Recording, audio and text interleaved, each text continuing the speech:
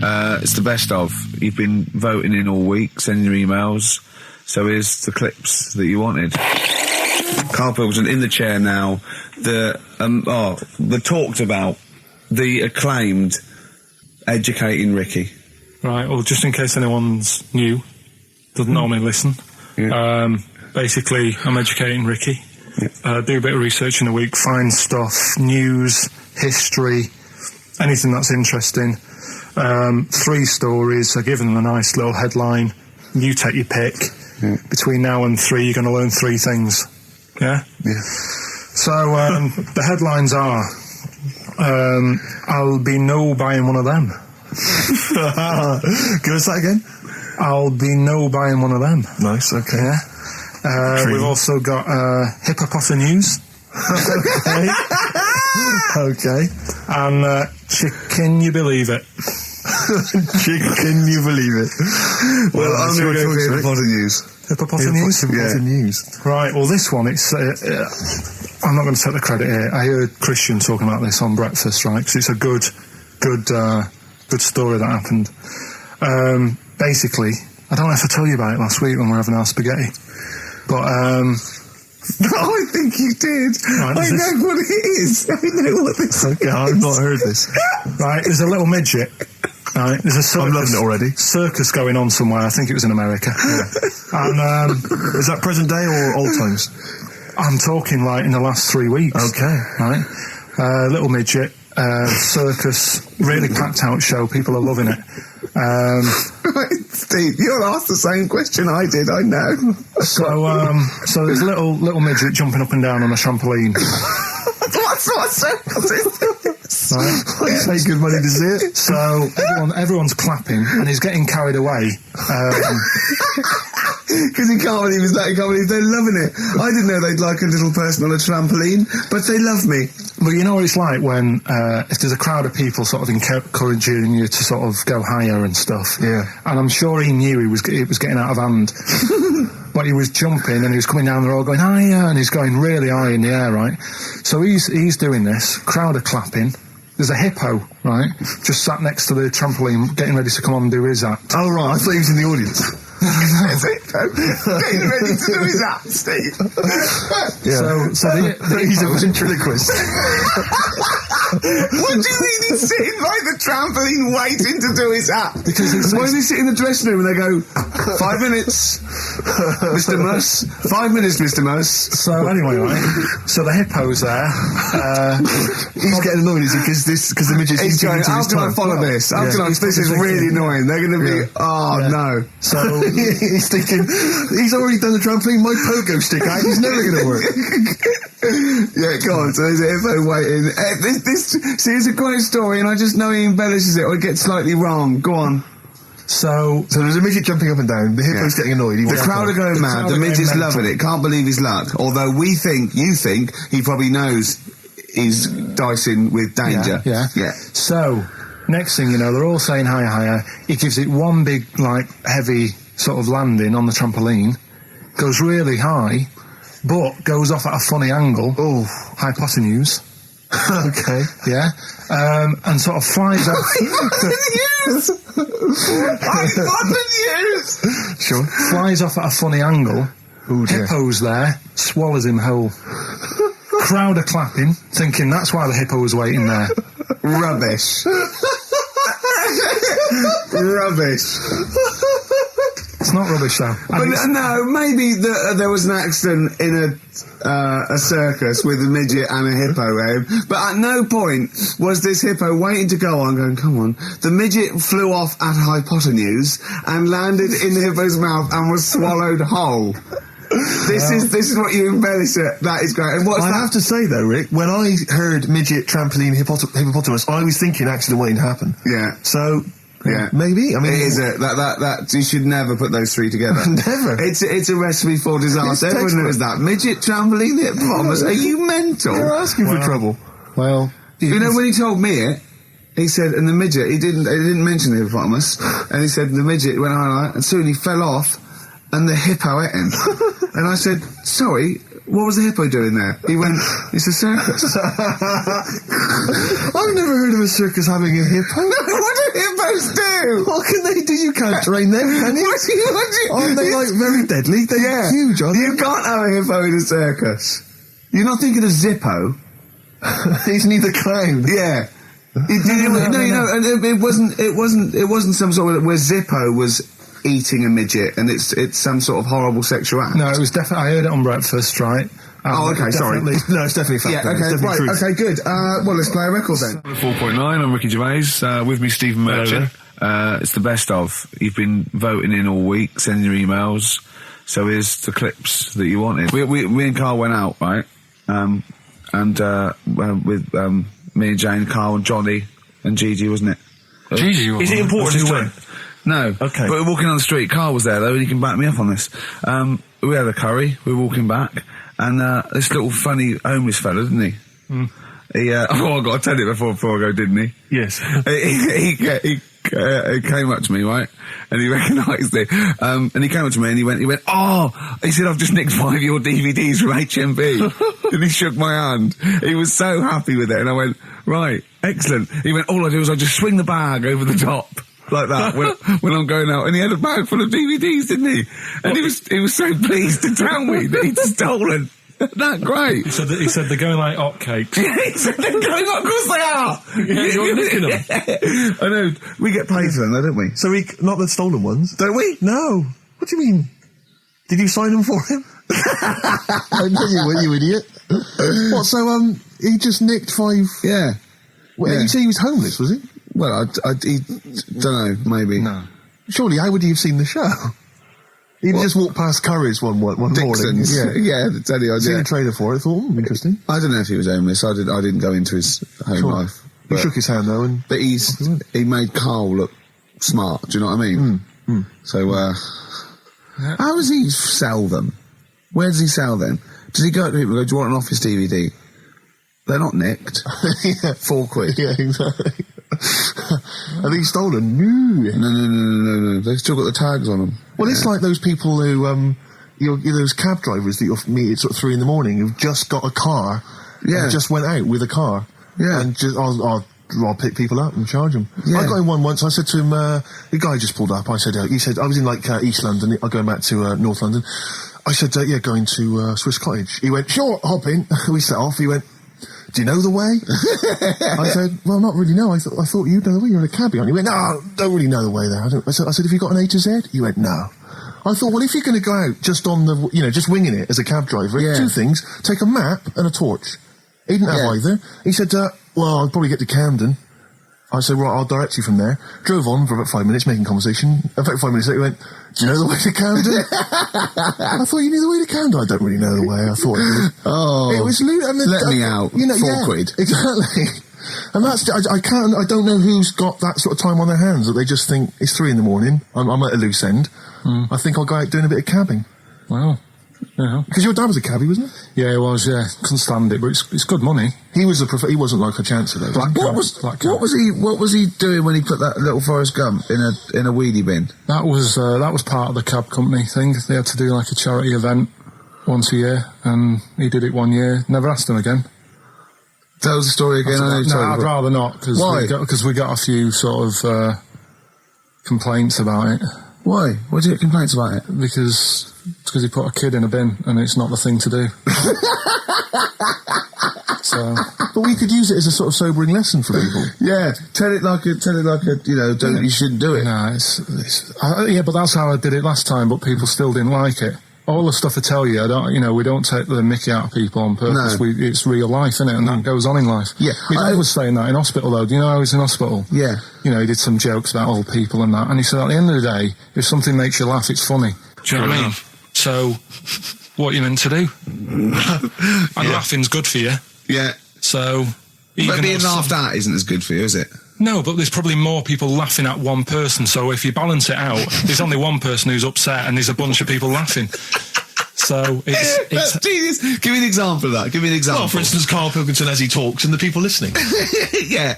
No, give me a little example of I can't because, again, that's what I'm saying. I can't tell you the story because there might be someone out there who... This person might even be listening and think, I forgot about that and you brought it all back to me then. Yeah. So I'd prefer to leave it, but I think people know. Why did he put him in the bin in the first place? Because he was getting out of hand. What was he doing though? You see, I can't explain without... You can, don't be silly. I prefer to leave it, honestly. What was he doing? Was he annoying him? He was annoying my dad and the other people in the cab. Right. And he thought, how can I deal with this before it gets too out of hand? Yeah. He pulled over and put the lad in a wheelie bin. I'm going to burst. So we'll leave that.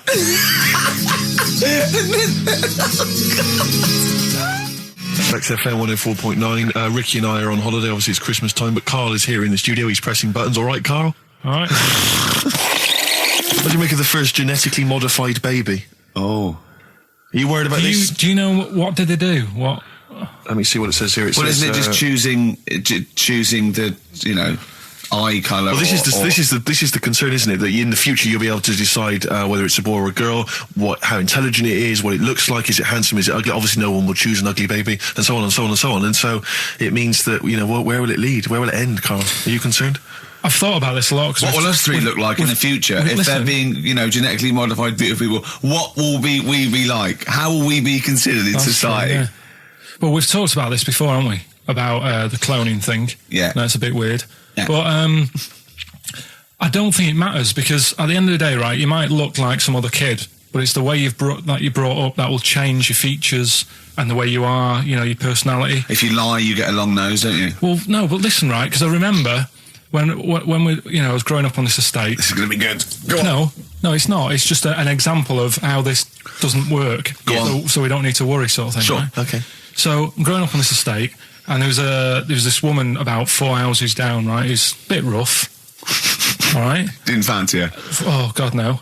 Right, but she had a baby. Well, tell me about her first. I'm interested in this woman. What was she? It was a very... She looked like being a man in a dress. I mean, I didn't grow up in a posh house or anything, and I'm not saying that if you live in a bit of a rough house, you're a bad person. What did she look like? But anyone can Tattoos? clean up. Looked like Tony Green with a fag on. They didn't clean up much, right? Oh.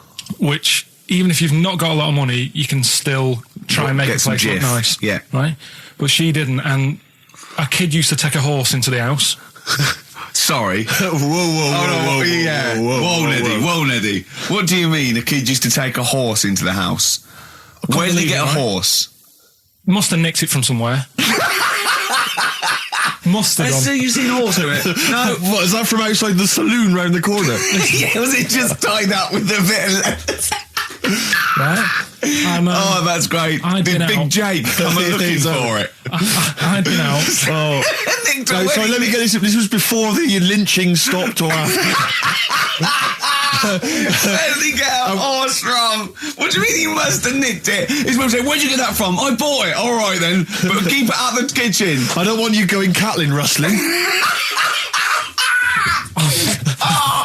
Where did he get a horse from, Karl? And how long did he have it for? Was he leading it or riding it? Mum, open the door, I can't stop. I can't stop it. Open the patio door as well. Looks like we got us a runaway. What do you mean? I don't know, but the thing is, they couldn't afford to buy one because they're not cheap. So I'm just guessing. Maybe that's wrong of me. But I think... He had a horse? Yeah, right. So that's why the family didn't have any money. They'd spend it on the horse. No, I don't think, that's what I'm saying. I don't think they would have bought it. So anyway... Yeah, it's wise to whisper, Karl, in case they're listening.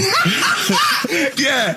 And they could be in the room next door. It's not buying it, it's keeping it as well. Oh. So I was like in the car with my dad coming into the avenue, and you used to have to drive down it to turn round. And, and sort of go back to our house. You had the traditional method of transport. Yeah. And the horse was in the lounge. Reading a paper. Just like walking around. Oh God! What? And when I was doing, I tried to earn myself some money once by flogging little flowers in plastic cups. What? This is genius. It just keeps coming. What do you mean you're trying to flog little flowers?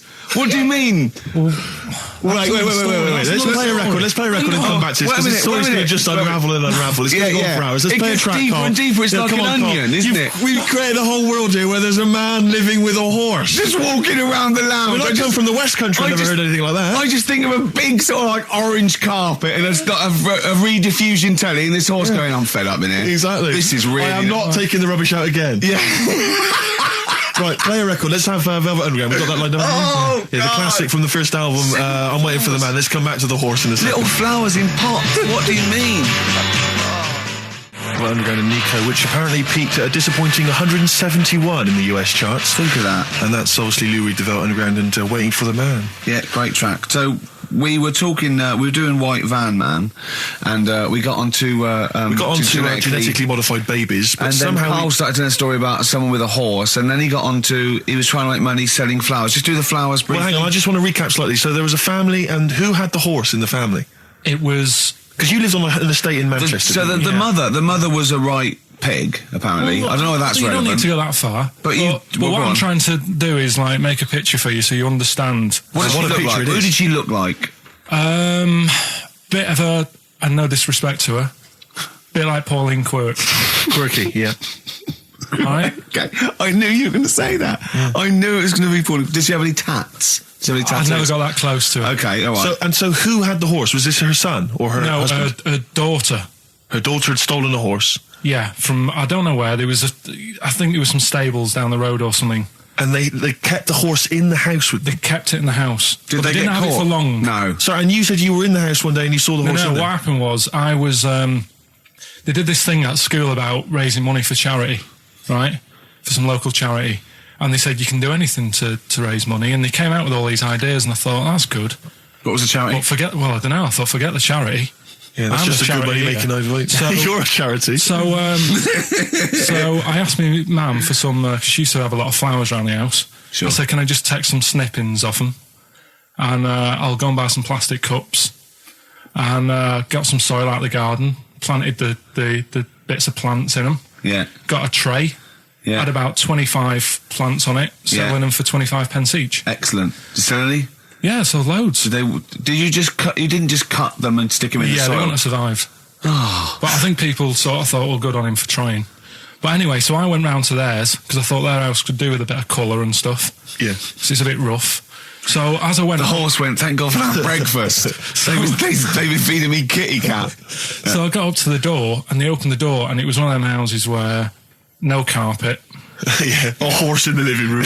You know. We've all been there. And the horse was walking around the living room. Oh. And it looked quite happy and everything, because I always say that about animals. Black Beauty right? was on.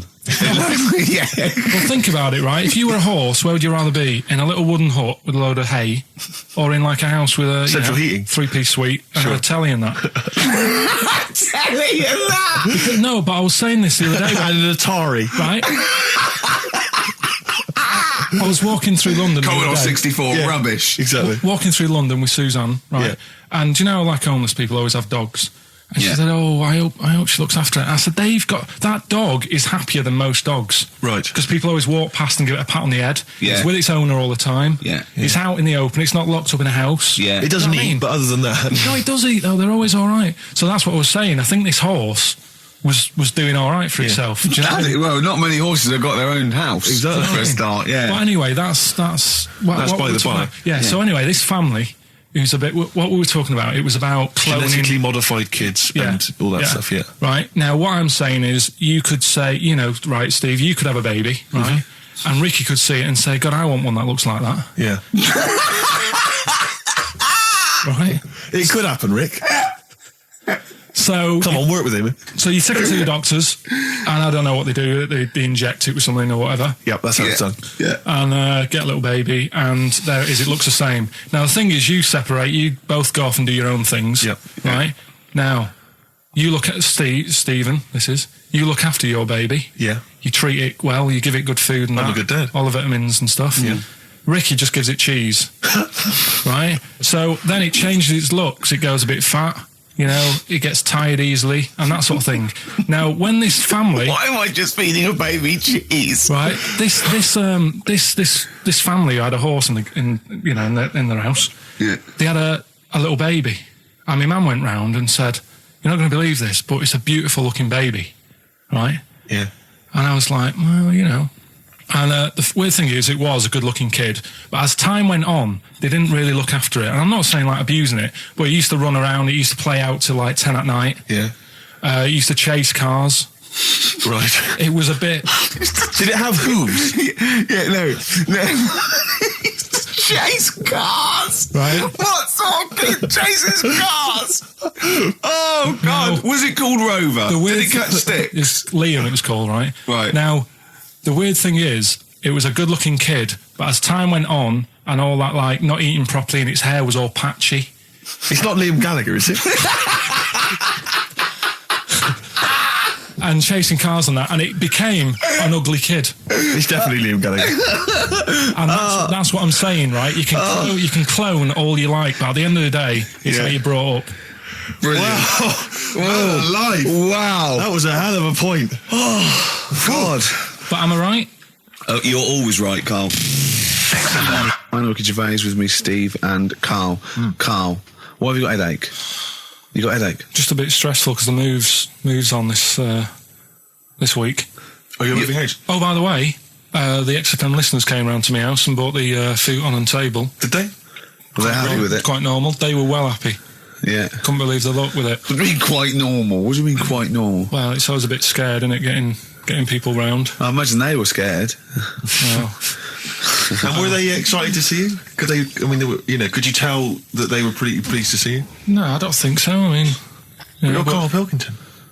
yeah, but the fellas sort of, I mean, they brought the whole family round, which was a bit odd. Well, it's not often they get the chance to visit a living freak. Anyway, no, they were nice. They were And you're nice. moving now, yeah? He said he phoned me up today. It was absolutely tipping it down. Right? He had to cycle in, right? Because he said, because of the move, he doesn't want to leave his bike round there. Right? And he said, and Suzanne, I can't say this in case he's listening, can I? He won't know. Will he? He said Suzanne's hired the oldest removal man in London. You should hear him. And the thing is, right, we booked him because everyone else happened to be booked out, but this fella's free, right? So he called up this morning. I've never spoke to him, but he was on the phone. He sounded about 90. Yeah. Carl thinks that he's going to have to do all the work. And the thing is, right, Cheap. it seems to be He only cheap. wanted some Werther originals. Right, listen, it seemed to be cheap because it's £50 an hour. But how long is it going to take him? Yeah. Oh, that's So- genius. When's the move on then? When's the? Oh, he's coming. He came round today to bring some empty boxes, and he was struggling with them.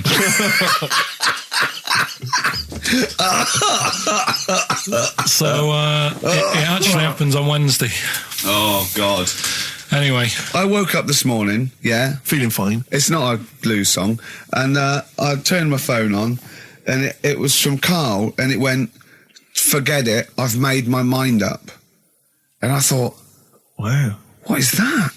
And I Forget phoned it, I've made my Yeah, mind. I went, "Karl, what is it?" He went, "Oh, no, it's about the text I sent you last night."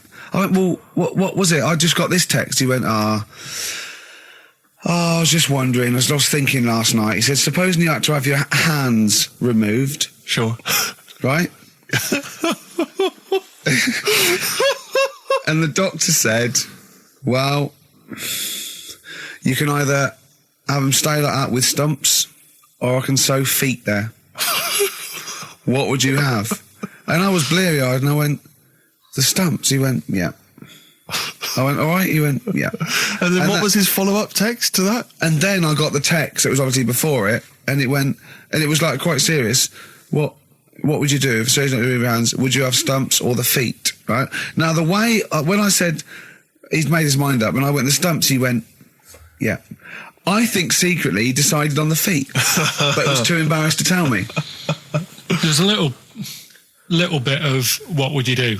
Because But why did you think of this? Why did you think of this? Girlfriend's How did this away, come about? right? Yeah, no, that's not why you start thinking bizarre I'll tell surgery you now, devices. right? I'll let you into my little mind, right? Last night, I had some beans on toast, right? She was away, It's good already. She was away, she had some beans on toast, she Yeah. went wild. Yeah. right? Now, I was stood up. I live on on a high street, right? So I'm washing up. I'm looking out the window. First thing that had my attention is I can look into other people's flats, right? Yeah. And it was weird how all these different lives were going on. I was watching them, and everybody had the telly on and was watching Volcano, right, which was on last night. Right. And I thought, oh, that's weird, right? I can see them all watching it. And there was like a little Chinese lad who was dancing around in some underpants. And then there's a little old woman who lives downstairs who was reading a book, and she's always reading a book every night. And it's like, I have a better life than her. And then there's like some sort of bouncer who's always getting ready to go out late at night with all the black on. He looks like a bouncer. So I was watching all this life going on. I thought, did you witness a murder while you were doing it? Yeah. It was like that sort of Sliver film where that bloke had loads of tellies watching people's lives. So that was going on in my mind. And then I was washing up and I picked up the plate and I thought, oh, it's amazing, isn't it? The human body, the way you can just sort of, I want to pick that up, and you do. Yes. And the way your hands work, right? Yeah. You've got 5 little digits, but it's just the right amount to do what you've got to do, right? So I'm washing, I'm cleaning the plate. Sorry, Carl. Stop. It's just the right amount. Might be one of the most genius things I've ever heard said. I would love David Attenborough to phone you up and say, Carl, how do I word this about the evolution of the mammalian front limb? Just go, we'll just say it's the right amount. But it is. One Of course extra it would is. get in the way. Yeah. And one less would just make it that little bit more tricky when picking up a bit of a slippery dish. Sure, or buying gloves. Yeah. A slippery dish. So then I was thinking, imagine like going to the doctors and they're saying, yeah, everything's all right, your heart's good and everything, but Your art's good? What, your Larry's, or...? yeah, your heart, you're in good form and what have Sure. you. It's good news. I had Giano in earlier. He's not looking good. I had Fat Swaller. But you're all right, but your hands need to come off. Right. Blimey. But That's bad. Like, I'd get a second opinion initially. But a better good news, I've got a nice pair of feet I can sort you out with. Yeah. And he puts them on, and then I was thinking, right, first of all, washing up, what would that be like? I thought, Steve. that'd be tricky. And then the second thing was, it'd probably ruin the sort of the shape of your jumper. Because you have to keep putting the feet through there. Yeah. And then I thought, but I could still cycle in Okay. to work. You could run in. Well, that's the thing. You'd be really fast. Well, that's what I was thinking. I thought I could still cycle because I could balance, and then I thought, but the only thing is I probably couldn't pull the brakes because of the little short things. Yeah. And then, like you, I thought, but then again, you're running in half the time. So that's what was going on in last night. Right. That's what I was thinking about. So did you How ever... long did this take? Well, how long does it take to wash up? Right. Because I imagine you just being there for, like, all night. Probably 25 minutes. How long did the little Chinese fella dance for in his pants? He's always doing it. Last night he was at it for like 10 minutes. Yeah. And his girlfriend never sits in the same room as him. She's always sat in the bedroom. She's going, you dance in pants again, I go in next door. Well, she was in the bedroom. She's always in the bedroom, sat on the floor, on the mobile phone. Right. All the time, yeah. It's weird how people's lives are just like, it is like that Groundhog Day thing. It's like, he's jumping about in his underpants. The old woman sat there reading a book. Yeah. And that's what got me thinking about my life. Do you think she ever Are goes... you sure she's not dead? Every time you look down there, she's just flicking through it. She's just reading this book. The pages never turn. She never seems to finish it. She never moves from her chair. Are you sure the Chinese Her girl's cats going... are dead around her. I'm going into next door again. That little Yeah, round-headed the fella's smell. looking in. He's looking in at me. The bouncer goes, don't worry, love, I'll go and beat him up. But he's always true. getting ready. That's true. They see you staring at and washing up going, I could have feet here. And they get scared. The old woman's dead. Oh, Carl, dear. can you tell us roughly which neighbourhood you live in so that we know? It's central. Central, is it? Yeah. Yeah. Wow, imagine if that little... Was he a Chinese fella, did you say? Yeah. Imagine if he was listening now. I'd love him to call in and explain his actions. Well, he might be on some other radio station talking about a lad who's always washing up and looking at his hands in a mysterious way. Yeah. But do we know this doctor that would go, well, all right, Carl, you could either leave them as stumps or I've got every little pair of feet. Why? I told Jane this, and Jane went, is that the only choice? Could you say, could I have some dead man's hands? Have you got any? Where'd you get the feet from? Can I have? What would you rather have then? Human feet or monkey paws? Well, I mean, that wasn't an option last night. That if the doctors said... No, it wasn't an option last night, but don't forget, it's in your head, Carl. This didn't happen. No, but I'm just saying, at the time, that's all the doctor had to offer. But it's your head, you can go anywhere. No, it wasn't a real doctor to offer. It's in your head, you can go anywhere. You're not trapped. Yeah, but if you can do anything, then you'd say we'll sort us out some other hands. Fair point. The fair record. Hello. You're listening to the best of, basically, Karl Pilkington. Right, you ready then? So, just in case you haven't heard it before, I'll give you some initials of a band or an artist. We're not doing Rockbusters now, are we? Yeah, I thought, well, we've just... Oh, no, we keep that going. Then we got. Well, I love educating Ricky. That's my favourite thing now. Well, what do you want to do, Steve? Let's hear the clues. It's just that he's sort of bigged up the prizes. And so this is only by email. Give the email address out now for people to write it down now, Karl. Right, it's ricky.gervais@xfm.co.uk. ricky.gervais@xfm.co.uk. Only entries on email. Yeah. You're going to get 3 clues. You've got to get them all right. And you win all the stuff. You win all those prizes we just said. Okay, Karl, go on then. Right, and just a quick example. One of the first ones we did, it was like AK, and the clue was exploding pet, and it was atomic kitten, right? Yeah. So you understand how it works now. These are your clues. The first one, that army has got some nice trenches. That army has got some nice trenches. Excellent. Yeah. And the initials there are DW. Do you write some of the questions for 15 to 1? Go on. So that army has got some similar nice phrasing. trenches. Okay. Okay. The second one. What were the initials there, Karl, on that person? DW. DW. Yeah. Right. The second one. The top of them curtains are all wrecked. All the materials all worn. He acts it out though. We've got to get him on telly. We have got to get him on telly because his little face and his gestures. That's the second one. The initials being HV. Okay, the top of those curtains are wrecked. All the materials all worn out. Right, HV. And the final one is the final clue. I was in Texas the other week. Right, I tripped and landed on my knees in a puddle. What's the initials? WH for that one. So I was in Texas, I tripped up, landed on my knees in a puddle. So that's WH. Incredible. You've got it! Is it great? It's fantastic! It's desperate. Okay, tell me during the record. Do you remember you're playing for these compilation albums? We got the Fatboy Slim DVD, Linda Green on VHS, and of course Executive Decision, starring Kurt Russell as well. Okay, 104.9, Ricky Gervais, Steve Merchant. We're not actually here. It's the best of. Okay, what's the next one? What's the next educating Ricky? I don't know. See, like I say, I was looking around and there's stuff that is interesting. Right, I was looking on the web. But there's no point. Well, it's just that I found one about... what's the point? About a lad who 8 years old, but he's still breastfed. Now, I don't know if you can get anything out of that. Is that what his mum said?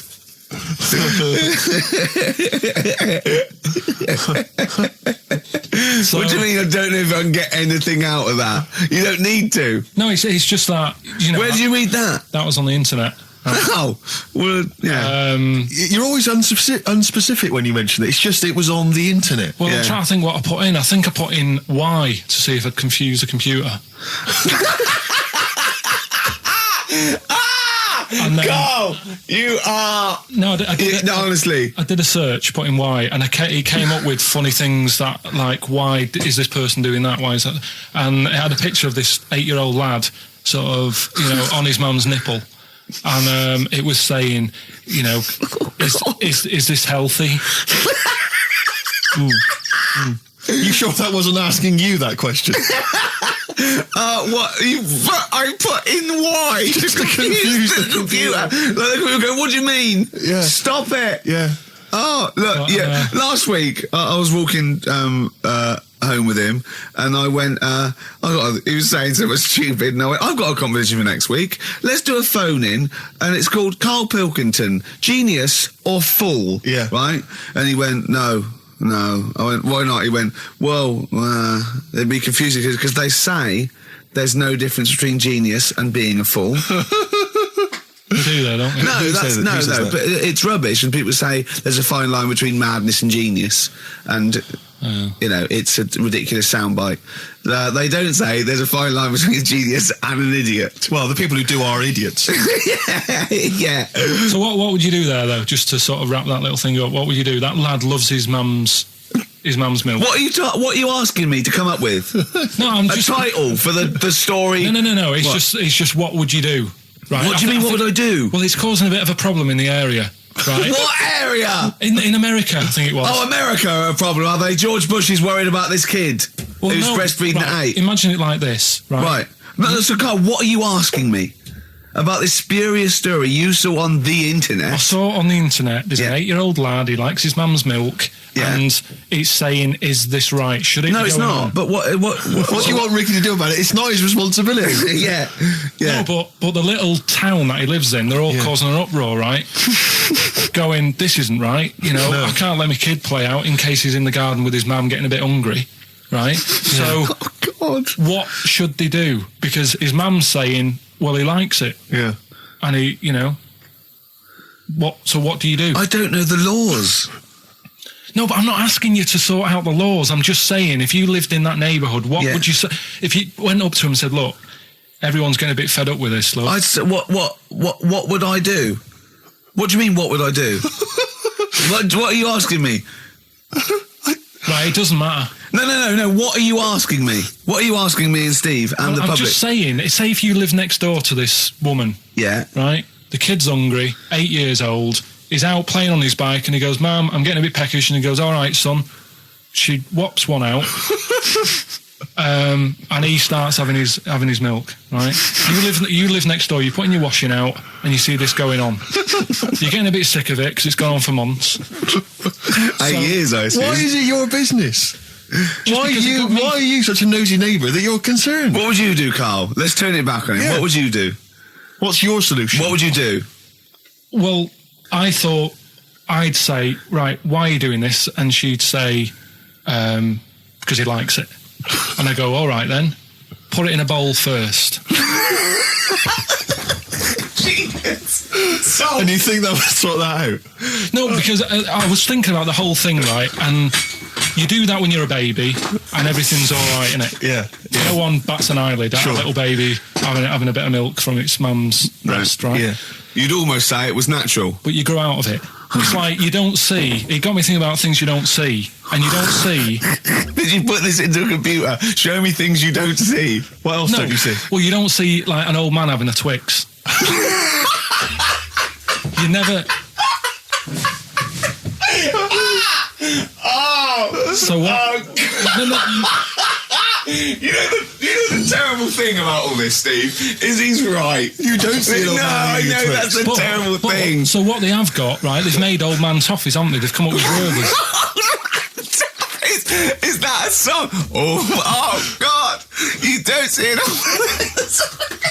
So they've got their Werther's, right? Yeah. So, look at him! You think he's giving a lecture at Oxford? It's not going anywhere. No, go on, sorry. Go on. I'm just saying, right. You grow out of things. Yeah. And the old man, I'm sure when he was a kid, he'd have a Twix. Yeah. Now it doesn't look right, so he's having... It doesn't look right!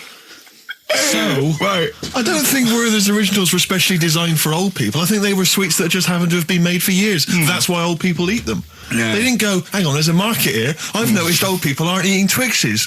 Quick, let's make some old man sweets.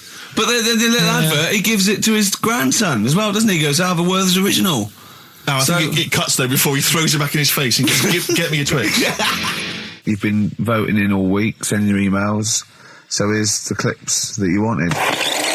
You've got a real problem with Rick Wallow, haven't you? I just, he turns my stomach. I know, but don't... Because he's arrogant as well, though. Exactly. That's the problem. Don't explain to people that... No, he is a bit arrogant. It's his whole thing, that it's the whole package, so to speak, that you don't Well, there's another thing in this quote, because it's not just the fact that he eats too much. He tried, apparently, to lose some weight, and he said, the first month I lost 11 pounds, the next I lost a stone, but in the third my body did somersaults and I put on 9 pounds. I had a slip-up. I can't say when, why, or how, but it just sneaked up on me. Yeah. I don't believe it. Yeah. Don't believe it just sneaked up on him. That body's never done a somersault in its life. No, it just sneaked up on him. Yeah. It was the cakes again. Yeah. It was the same old cakes as before. It was exactly the same problem. Sleep eating. Yeah. It's called. It was the KFC bucket again. It was the family-sized KFC bucket for breakfast. Dear. Poor man. The other thing is that I don't think that's a very good shock tactic for a doctor to tell a 20-something, well, to be honest, you've got 20 years to live. Yeah. That's not... when I was 20, the thought of dying at 40 was fine. Yeah. I didn't want to live to 40. I just thought, what can you do when you're 40? Yeah. Just laying around doing nothing, Eating cheese. And then you got there and you discovered... No, but someone sent me... dream came true. Sophie here sent me something, and she said, I realise you're not Graham Norton, but I had to send you this. And she sent me the top of a little cream cheesy thing. It's the brand name is Gervais. How odd that is.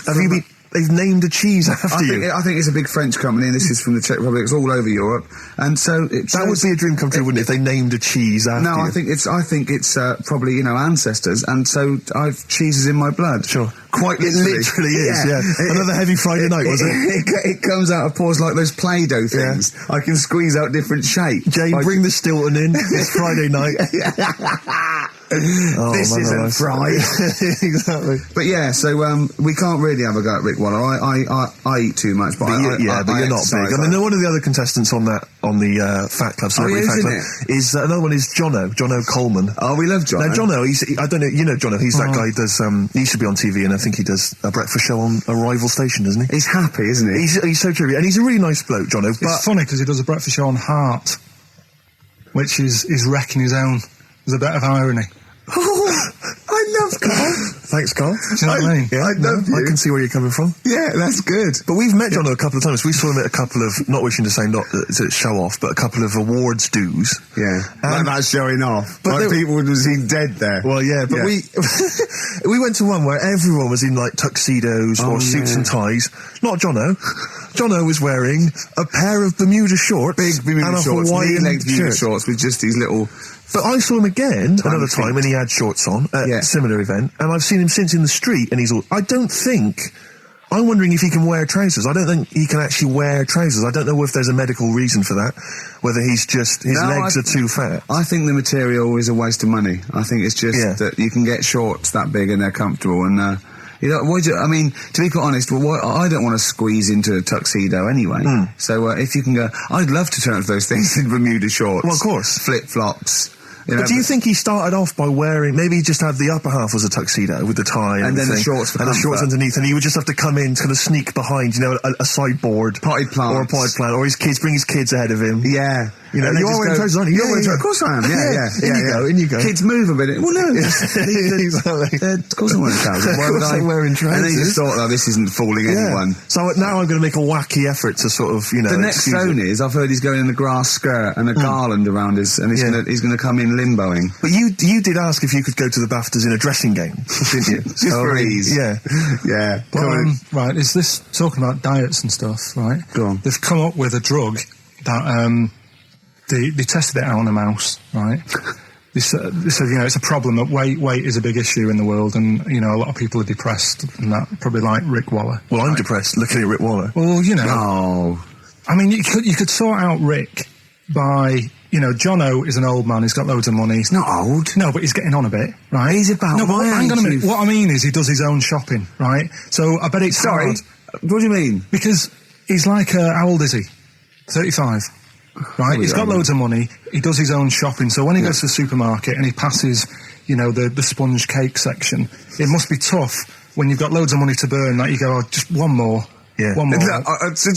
We are getting close to libel here, I think. No, but I'm saying how it is, because Right. I've tried, losing a little bit of weight. Have you? And it is difficult when you're in Waitrose and you see a little chocolate muffin and you think, well, one more and I'll do without... Do you like a little chocolate muffin now and Well, again? yeah, right. Is that your favourite thing? So the thing chocolate is, and Let him muffin? finish his point. So the thing is, right, now with Rick, he lives at home with his mum. So why doesn't his mum just say, I'm going to buy less this week, and if you eat it all, you're not getting any more? Yeah. That's sort that Does out. he live A with short, his mum? sharp shot. I bet he does. So you don't actually know if this is true or not. No, but anyway, right, so this drug they've come up with... They've tested this on mice, haven't they? They've tested No, I'm worried if they haven't tested it on mice. Thank God for that. It's definitely been tested on mice. Definitely. They fed a mouse a load of cake, Yeah. right? And it went a little bit chubby, and they said, right, stop a minute. And then they gave it this drug that makes you lose weight. Yeah. And its weight went down, but the only bad side effect was its eyes were popping out. Well, that seems to be fine then. Let's give it to Jono. There doesn't seem to be any problem. Oh, Rick should get some of that. Yeah, Struth, Doc, look at these. Oh, Jesus, Jono, your eyes are popping out. That happened to the mice. Sorry? that happened to the mice. But what do you mean? That's the option. What do you mean that's the option? So I love the fact that your choice is either be like a fat, happy man who has the odd sponge cake, or a stick man with eyes on stalks. I mean, Steve's chosen that. All right, calm down. I thought we were slagging off Rick Waller and fat mate. people. Sorry, Let's mate. have a go at the fat people before we start on me, really. Yeah, no, I didn't. I You know what I mean? It's like... Yeah. Because I've got some issues, and body issues. I know. But, I mean, Rick Waller's grotesque, you know. Yeah, sorry about I'm that. just a little bit weird. I mean, do you know what I mean? Yeah, should we play a song? Well, I'm just a little bit offended. All right, XFM 104.9, Ricky Gervais, Steve Merchant, Karl Pilkington, not here. It's the best of. You've been voting in all week, sending your emails. So here's the clips that you wanted. So let's take us back a few steps, Karl. What's the story? Right, so I did some research. Right, let's just recap again. There was a guy you read about who had his head chopped off. He was guillotined. Yeah. He had said to the people around him, Count I am going blinks. to blink once I've had my head cut off to So show the that brain life, can still... or the brain Yeah. can continue to work after Yeah. death. Okay, so yeah, we queried that. So you weren't having any of it? Well, no, possibly for a few seconds till the oxygen stops being fed to the cells because the blood has drained away. But, you know, nothing spectacular. So Right, go on. well, along the similar sort of lines, right? This is quite a few years ago. This fella sort of upset the royal family doing something, right? So they said that this isn't good. Wasn't Ben out under that Jubilee thing, was I it? can't remember what it was, and they said, right, That was terrible. we're gonna cut your head off. You know, you gotta show people that you can't be doing what you've been doing. What was this, the 1970s? What you said a couple of years ago, you mean maybe sort of... Was it the olden days when the Ages phones ago. weren't very good? Ages ago. Yeah. Ages ago, sure. So yeah, fair enough. Yeah. So Very philosophical. Yeah, imagine that when you watch this. Cut your head off. This was literally ages ago. Yeah, exactly. Yeah, go Simon on. Sharma's History of Britain. Yeah. Oh, So- and even before that, which is yonks before, when it was all mental and different. Sorry, Karl, go on. So he's having his head cut off, and he's resigned to it. It's the day before. He's kind of got it into his head now that I'm not going to have my head much longer. Sure. So he said, let's make use of this. Yeah.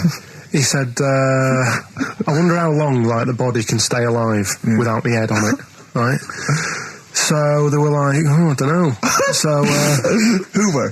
so The jailers? whoever he was asking. These jailers with one eye. Yeah. Get out, son. So he said, No, wait a minute, I've got an interesting scientific experiment, jailer. Well, Yeah. fair enough. What is it? So he said, what I want to do, right? He said, you know, surely it's my last right. You know, I'm going to be dead tomorrow. Sure. So let's He do a didn't draw test. it out this long, did he? Yeah, he said, let's test this out. You know, he said, do us a favour. He said, you know, it's my last day. What I want you to do is, you're going to cut my head off. Let's put a white line on the floor Right. and see if, you know, because there's no point asking how far he can sort of walk without an head if there isn't a line, because you don't know what to count. Do you know what I mean? If he loses his head and he's running around all over the place, you can't really count That's that. not impressive enough, yeah. So they said, let's make a white line. Sure. Yeah. Who said And- this? He did or they did? I think they started to join in with him and saying, well, let's make this a... you know. He gets it. Go on. So, They got Norris McWhirr, the Guinness people. Oh, yeah. so they said, let's get this white line. Yeah. And Dedication's all he needs. we'll do this tomorrow. And he said, all right, then, I'll see you in the morning. So we go- I'll see you in the morning. Night, night, sleep tight. Bye-bye. I love the fact that Karl knows exactly what was said. Oh, that's beautiful. Yeah, he doesn't know the story or what order it is in or when But it he knows was. exactly what or was who said. says what, but he knows the interview. All right then, see you in the morning. Bye, little kissy, kissy, kissy. Oh, I'm not like that. Oh, you joker. Don't let the bed bugs bite. Yeah, anyway. So he gets up. Do you want a paper tomorrow? No, I'm all right. Go on. He gets up and they say, right, you know, today's the day and that. And he said, well, you know, I've got used to the idea. So here's a white line for you. Used to the idea. Go on. So they go, right, you ready then? And he said, I go on. And they cut his head off. And the body walked 32 steps without a head. Wow. 32 steps. Incredible. And that's the lesson, really. Did it get as far as it walked along the white line, did it? Yeah, he stayed along the white line, did 32 steps, and then started to stumble a bit, and it just fell over. yeah. But, you know, it was a test that your body can still keep alive for a little bit Yeah. when you've lost your head. Absolute twaddle. Absolute twaddle. What do you reckon you can do then without an head? How many steps? Nothing. There'd be muscular spasm, right? Yeah. It would twitch a bit. It would, yeah. You could not distinctly take 32 steps. The body... Well, don't... Yeah. Is the doctor still on the line? Yeah. The fellow that bought 6 parrots.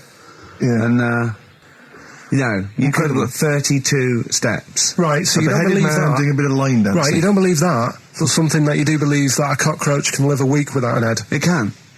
Slightly different kettle of fish there. Why? Wow, insect to human is what I'm thinking. Yeah, that but difference. There's not that much difference in Well, of some course there insects. Do you know that a snake has a heart and lungs and kidneys and stuff? Go on. No, well, I'm just saying. So? You're making out as if like they're a totally different Species. I am making out. I mean, call me old-fashioned. Do you know what you're talking about, man? I don't want you embarrassing yourself, Rick. Yeah, I am suggesting they're totally different beings. Yeah, that is. Yeah. Now, Karl, the cockroach is a very different thing. The interesting there is that it lives without its head, because a lot of it's on. There's some of them are phototropic, chemotropic. Some of them just literally have irritation and muscle memory. I mean, they do have a central nervous system, but it's very different. So if you lose the head, it bypasses a lot of that anyway. All it does is run around. The reason it dies is because it can't take on water. But it's very different to a man, right, having consciousness and then losing that, and the body's still going, no, I think I remember what I was going to do here. Yeah, so I'm going to carefully walk 32 steps along this white line. Imagine just looking down going, oh, missed a bit. Yeah. Maybe the head was in the corner going, left, left, left. Oh, he's now... Well, let's just put it out. I mean, if anyone listening has maybe had a relative beheaded, maybe in a horrendous car accident, where they got up, maybe they went for a walk, they had a little chat before they passed on. Karl. Get in touch. Karl, you are my favourite being. You are my favourite species. Now, you, Karl, may not be particularly different genetically from a cockroach. You are. Why can cockroaches do that? Why whoever made them went... Let's play a record. Do you know what, when I told him this fact, I send him little facts on text messages just to inflame his, interest. I just sent him a cockroach can live 9 days without its head. He texted back, what's the point of that? Yeah. What's the point of They're that? not doing experiments, these cockroaches. It's a boring last week to have. And he went, and on top of all that, you're thirsty. So it's the worst week of your life, isn't it? That week without your head. XFM 104.9, I'm Ricky Gervais, with me Stephen Mercher. You're listening to the best of, basically, Karl Pilkington. Karl's all flustered because there isn't a record set up, but he's getting all tizzy. He's been more worried about his competitions and sorting out putting records on ready. What? I'm after Steve's Song for a Lover. Well, I'll tell you what, why don't you carry on with your educating Ricky section? I'll have a look on the CD. We'll keep it going, Steve. Yeah, Cover you it. keep Go on. it. Go on then, right, okay. We've had a few emails. Anyone got it right, Karl? Anyone got it? Ricky, educating Ricky, that's the final one. We've got to get that out of the way. We've got to get Rockbusters as well, though. We can do that at the end, we can whip. Go on then. But we've only got 5 minutes left. Come on, just do Educating Ricky. Right. God. The last one that we haven't done Right. is he's a bit of a nuisance. Go on then. Again, not really that interesting. Thanks.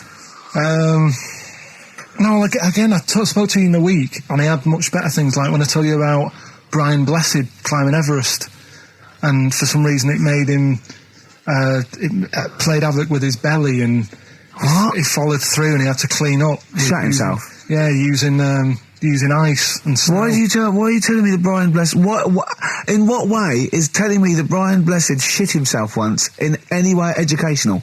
Because I was saying how he was climbing Everest, right? Right. I'll give it to him, he's an actor and that, but he gave that a go. Yeah. Right? It played... What's the point of that, you'd say, wouldn't you? You'd say, God, he's he's So he's alright. Me doing a boxing match for no reason is rubbish, but him climbing Everest and shitting himself Yeah, he did that. is commendable. Right, and he's only going to, go and do it again. He's going to climb it again. Yeah, but he might not shit himself this time. Yeah, but what's the point in going? Nothing's changed up there. Yeah, good point. Yeah, What's it good. been? Well, it has. They've probably cleared it up by now. Right, but his slip on it. I can't be bothered telling you this one, because... Come on! To be Just honest- do it, or do it now! Steve, how we doing? Look, no, never mind that. Look, just tell me what that means. Oh, he's a nuisance. Oh, this is so annoying, Karl. I'm going to go mental. Right, Talk. Right, listen, I'm just putting this in here, right? Right, nuisance is a bit of a nuisance. Yeah. Apparently, Yeah. the old fella who used to hang people 1800s. Yeah.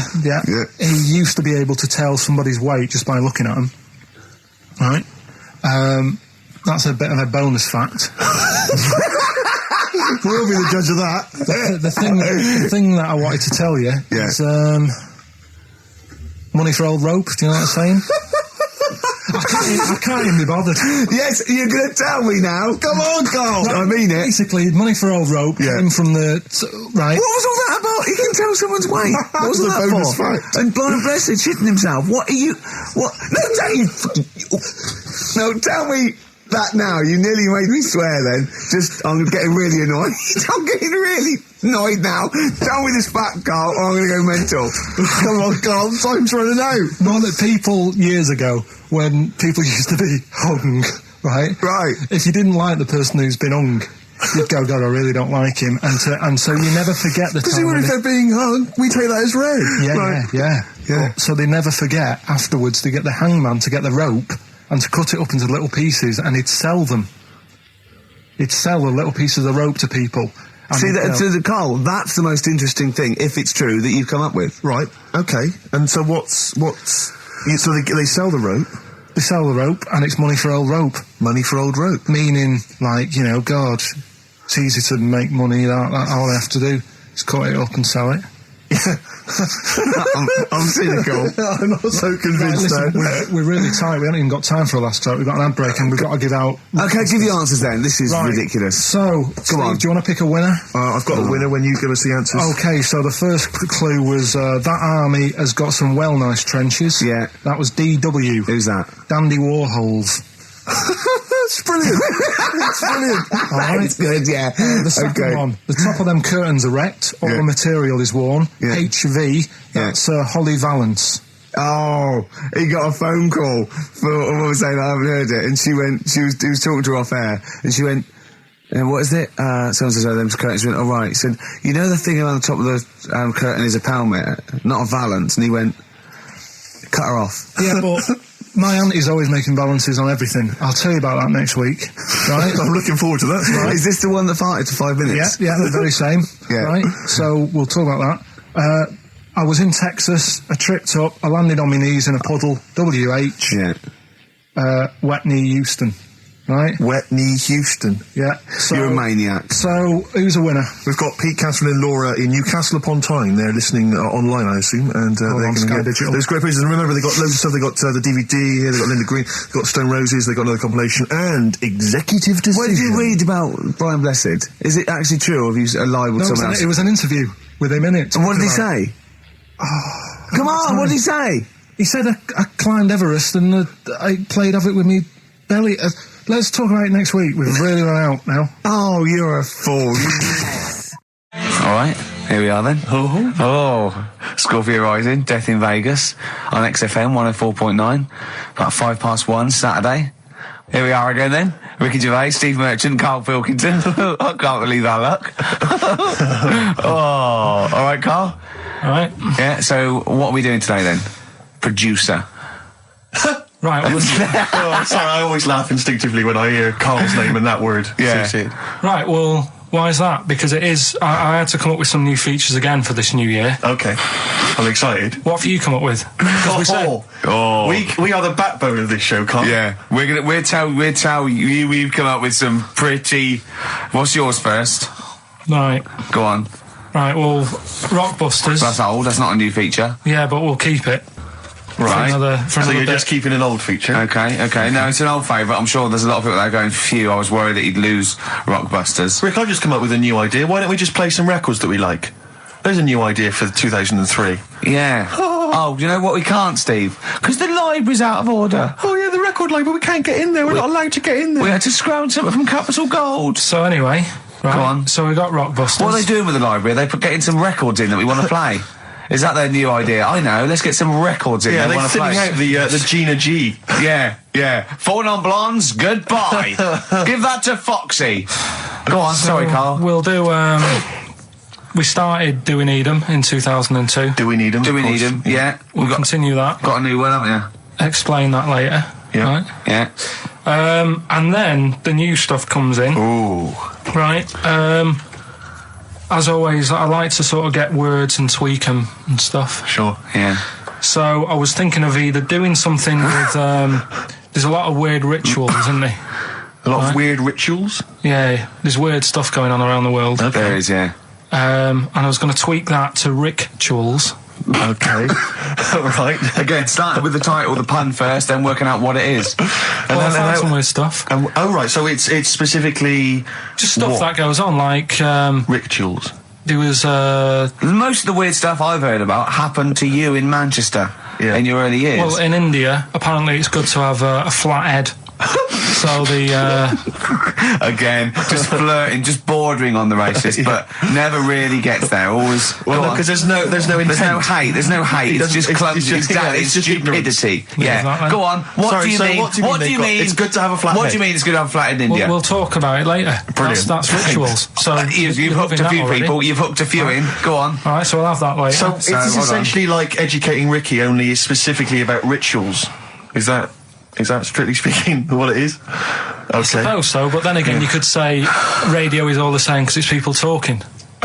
Okay, Karl, brilliant. Brilliant comeback. Yeah, brilliant comeback. Not all talking nonsense, though. Well... So that's where we're different. Go on. Also, right, I like teaching you stuff. Yeah. And you've done well. So what I'm thinking is, rather than just touching on a topic, sort of giving you a few bits of information on one topic. This is what I'd like to do, because the last thing you taught me, I remember, was there was a blind girl, she hit her head and she could see, and that's all I got. Yeah. So if you could go into that a little bit more, that would have been educating me. Well, today we're featuring stuff on World War 1 and 2, right? Oh, so that's that little title for all this little thing is, what do you think of that then? What do you think of that then? Play a record. So Rick, can I have just thought of a joke? Go on. What's the similarity between Lord of the Rings and this show? They're both rubbish. Watch that man, David Bowie, off Aladdin Sane, my favourite David Bowie album. What's yours, Karl? Yeah, that one's good. Brilliant. So, right, we've got Rockbusters coming up. Do you want to say what we've got to give away there, Steve? Not really, Rick.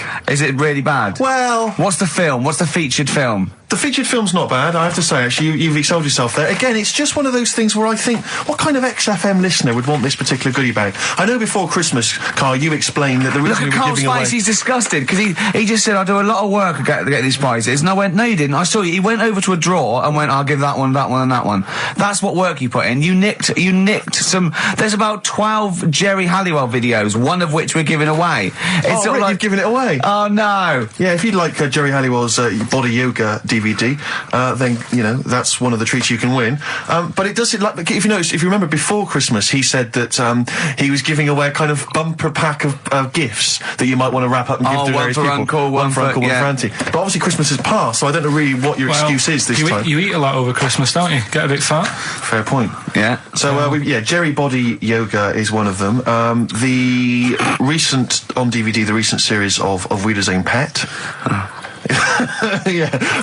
Reaction. Could you give me that reaction again? Well, Rick? no, just give me that reaction again. Oh, yeah, brilliant. And actually, I have to say, this isn't bad at all. This is the very best of the Stone Roses CD. Well, you can't knock that. You can't knock in that. fact, I'll tell you what, we should play Elephant Stone at some point. Yeah, we'll have that. Go on. Madness. I think this is actually tunes from them and not from the musical, although it is tied into the musical. He went to see that musical. Really? Yeah, on New Year's, it's like on New Year's Day, there's nothing to do. Sure. So you go and see some people doing Madness songs? No, I took Suzanne out for a walk, right? Yeah. Went round Covent Garden. Right. Past the place where it was on. The stage door was open, you snuck in. Well, I said Madness are alright. And because when you think about it, Madness songs are quite sort of musical anyway, aren't they? So you can't... They're quite musical. Do you know what I mean? He means they're like a musical, like a musical. Knees Up Mother Brown. I thought it was alright, enjoyed it. Blur the musical would be good, wouldn't it? Blur the musical would be excellent. Yeah, little Cockney Sparrow. So what, you bought tickets there and then and just went in? No. They're not selling, are they? It was fairly quiet, because we only paid the lower price and we got upgraded for free. Nice. So you enjoyed it, though, did you? I'd loved it. And would anyone like to come on stage with us? Yeah. The little bald fella. Yeah, go on, I'll give it a go. And what home are you from? Where are you? What are you doing tomorrow? Well, I'm going. No, you're coming here tomorrow. Come here tomorrow. Is it not doing well? That's a disappointment. I don't know. I mean, it was New Year's Day, so maybe that's why it was quiet. Okay, well, if anyone hasn't seen this or didn't receive it for As Christmas, Bono said, all is quiet on New Year's Day, Karl. Yeah. Also, we've got to give away Minority Report by I like that. Steven I enjoyed Spielberg that. with Tom Cruise, which is on VHS. A good rip-roaring sort of film. It's not bad. That's probably the best thing we're giving away, but as I say, we can always leave some out if you don't I'm want. arresting you for the future murder of Sarah Marks. Yeah. Brilliant. That's the sort of excitement and drama you'll be getting in it. It's not brand Little new. taster there. I got that off Paul Anderson. He said Right. here's something to watch over Christmas. So you've actually watched this already? Yeah. All right. I've rewound it. That's probably added No, to it, you though, have. isn't it? It's touched by the great man himself, Yeah. Karl Pilkington. And it's alright, I'd say. It's worth a watch. Yeah? Yeah. Do you want to give us a quick film review? Just give it a wipe down there, maybe some tripe on it. Bit unrealistic. Sure. Bit unrealistic. Yeah. Genius. A man who finds people who can see into the future. Whereas our house, that really happened. Yeah. God. Anyway, prizes giving away. What's the competition? It's Rockbusters. We're doing Rockbusters. We're still doing Rockbusters. Oh, well, look forward to that. Do that in like 15 I need minutes. a bit of something. Coldplay first. I do, honestly. Really? Oh, beautiful. Coldplay, The Scientist. I think they wrote that about Karl. Yes. On XFM 104.9. Right. I'm Ricky Gervais, Steve Merchant, Karl Pilkington. Can I just ask Karl how he got on over Christmas? Because the last time I spoke to him, you hadn't bought a present for your girlfriend. I have to say, I was on tenterhooks all Christmas. Well, you changed it. After that show, I felt bad, even though I shouldn't have done, because... Because you hadn't bought your girlfriend a Christmas Yeah, but I present. said to you, I booked a table at a hotel in Covent Garden, had Christmas dinner there, which was nice, right? It's good food and everything. Didn't feel like enough to me. Well, then I went out and treated some stuff, and then... No. A couple of days before Christmas, he went, I took Suzanne to that hotel we're going to go to for Christmas dinner. We had tea and cakes. And I went, oh, you treated her? He went, no, she paid for it, but I was just showing her what it was going to be like. That was her extra treat. She paid for it. I love that. Brilliant. Yeah. Well, it was a dear. It was like 150 quid for a meal for two, which is pretty dear. So I'm not going to buy her cakes as well. I love that. All right, love, have anything you want. You pay for your own pudding. I'm not mental. Yeah. So yeah. You treated her to some other Yeah, stuff. some bits and bobs. And then So yesterday, she chose them and you paid for them.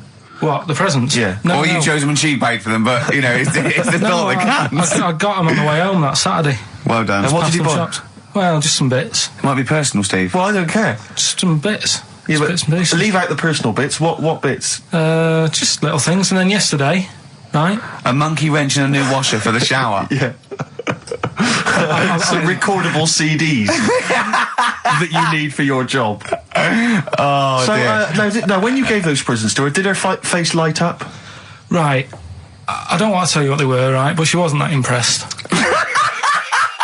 You're going to tell us what they were now, Karl. what they are. You even know what they are. She told you on Christmas Day. Hold on, wait a minute. But All it right. doesn't matter what they are. It does matter what No, they it are. doesn't. It doesn't. does, Carl. It's you, mate. Of No, course it doesn't matters. matter. Oh, God! Have you just remembered? Yeah! Right, but don't. There's no need. I've got to tell him, Karl. I really want your permission because I don't want to be I know it's not, but we know it's not that embarrassing. It's really quite sweet. Yeah, but in a way, right? The way I look at it is, right? Christmas, even when I was a little kid, right? Is not. Please let me tell him, Karl. Well, let me just tell you first, though. Oh. Let me tell you why I didn't go all out on the old present front. All right. Justify yourself. Right? First of all, I've covered it up since then anyway, right, with that present, because I bought her some shoes yesterday, and she did say, I'll give you the money for them, but when I get home, I said, it's all right. I said, you can have them, right? So not only did I buy her some food on Christmas Day, I got her shoes. She's probably had a And they treat you like a horse. Yeah. It's not like, yeah, there you go, there's your shoes, there's your food, right, bed down, see you later. Yeah, but what I'm saying is I she's have done. fed and clothed Yeah, her. did you comb her hair? She's done well this year, right? So the thing She's is, done well this year. It's like you're a single parent living on a council estate with a smack problem, and you still managed to buy them some Right. Lego. when Can I I- was a kid, right, it wasn't about what you got. I remember one year when I was about 8, right? Oh, it's going to make me cry, isn't it, this? No, it's not. I'm just Go on. saying the way it is, right? I woke up at about 4 in the morning. And I was like, oh, what have I got? And I couldn't sleep. I was that on edge. It's the excitement of Christmas, isn't it? It's like, oh, what's wrapped up? I need to know. Yeah. And it's the fact that people are saying, no, you won't know until tomorrow. Yes. That annoys you and winds you up. Okay. So I got up at 4 in the morning, Yeah. opened my presents, and then went, right, I know now. Went back to bed, had a great sleep. Yes. Right? So it's nothing to do with the excitement of what you get. It's the excitement of not knowing what you've got. And then what happened when you got up to go down with the So presents. but hang on. So what you're saying to me is that you could wrap up a brick because the thrill of Christmas is in hoping and being excited about what it is, not the actual gift itself. Yeah. Is that what you did? Did you get a brick? No, let me tell you now what he got. He got her a present, right? And she said, she came and I said, yeah, he got me. It was an industrial-sized packet of condoms. It was a joke gift. No, it wasn't a joke. gift. It wasn't even a joke. I went home that Saturday after the year, past Boots, thought, might have something in here. They were on, like, some value. Right, you passed the Were makeup. they used? The makeup. You passed all the other. Past the feminine makeup, stuff. past the lovely vanity cases. Yeah. the foot spas. Exactly, Yeah, the yeah. bathroom Oh, products. hold on. How much are these, love? For 100? Yeah. $4.99. Yeah. Do I get them reduced if I buy in bulk? So how many did you buy? What was it? I don't know, probably about 100. Right, okay. And is she allowed to use those with anyone? Did you wrap them? Can she just go out and have a wild Well, you don't time need to. They're already wrapped, aren't they? Oh. And then what did she say when she opened them? No, wait. Carl, what did she say? Right, play a record and we'll come back to this. Oh, you're worse than my father. That's genius. Made famous, of course, by Jimi Hendrix. Yeah. That's All Along the Watchtower, as originally done by Mr. Bob Dylan. On XFM 104.9. So, Carl, just take us through the moment where you gave this gift. Firstly, So you went into Boots, right? You thought, all right, 100 condoms, brilliant. Okay, did you wrap it I up? don't know if it was 100, probably 80. Right, okay, yeah. Right. You don't want to go mad, do you? Wrap them up. I'm just resting easy knowing that he's not trying to breed. Right? No. Yeah. So I got her them. I got her Grease on DVD because she's Okay. always watching that. Yeah. Right? Yeah. So just think of when her mum said, what did Carl get you? Some condoms and grease. I was going to say, I'm glad he said on DVD. And she was surprised anyway, right? Because Yeah, I bet she was. no, when she got she was thinking like jewellery. no, right? That showed her. That surprised you, hasn't it? All right. So hang on, wait a You minute. thought it was a holiday, didn't you? Yeah. Look at your face. You don't know me at all. So hang on. So did you give these on Christmas Day? Right, what happened is she got in from work that Saturday, right? And I said, look under the tree. Knackered. Oh, at least it's Christmas. Yeah. At least I'm going to get a little bit. Yeah, go on. I said, look, you got some stuff under the tree, right? So that Did you give her a surprised sugar her, lump? Right, she was really chuffed with that. But she said she was a bit puzzled because I didn't know we had any wrapping paper, right? So I ended up using wallpaper. You didn't take it off the wall though. You had some. No, it was some left over, right? So she said, why have you used wallpaper? I said, well, I didn't have any paper and you were getting in a bit and I wanted you to have a surprise. So she said, can I have a feel of them? I said, no. Presents. You thought, right, I've got the right thing. Yeah. Right. And then Christmas Day, I said, no, don't get carried away. It's nothing really good. You know, we said we weren't going to buy each other much. So there you go, open them. Yeah, go on. And Can I just ask, had you received your present from her yet? yeah. So what had you received? What did he have? Had some shoes, Nice. right? Getaway game for PlayStation. Nice. Which is all right. I'm just totting up Just the talk value about of the value this. of those, Go on, yeah. And just also think about how much fun and pleasure you get from them. Yeah. Although, of course, condoms, I can see the Well, you see know. the appeal. Well, okay. Yeah. So yeah, I think but I can. also add to that bit 150 quid for a meal. If you're going to start Minus. totting up, 150 quid for a meal. I bought her some shoes, 72 quid. Yeah, that was after the event, though. Doesn't matter. All right, so you'd received these, dare I say it, thoughtful and nice gifts. You handed over the box of condoms. They were wrapped up. She Well, unwrapped them. yeah. Go on, take us through it. Walk us through it. Well, it's not something you play with on Christmas morning. Oh God. Oh. Right. But when she opened What them, did she say? What did she say?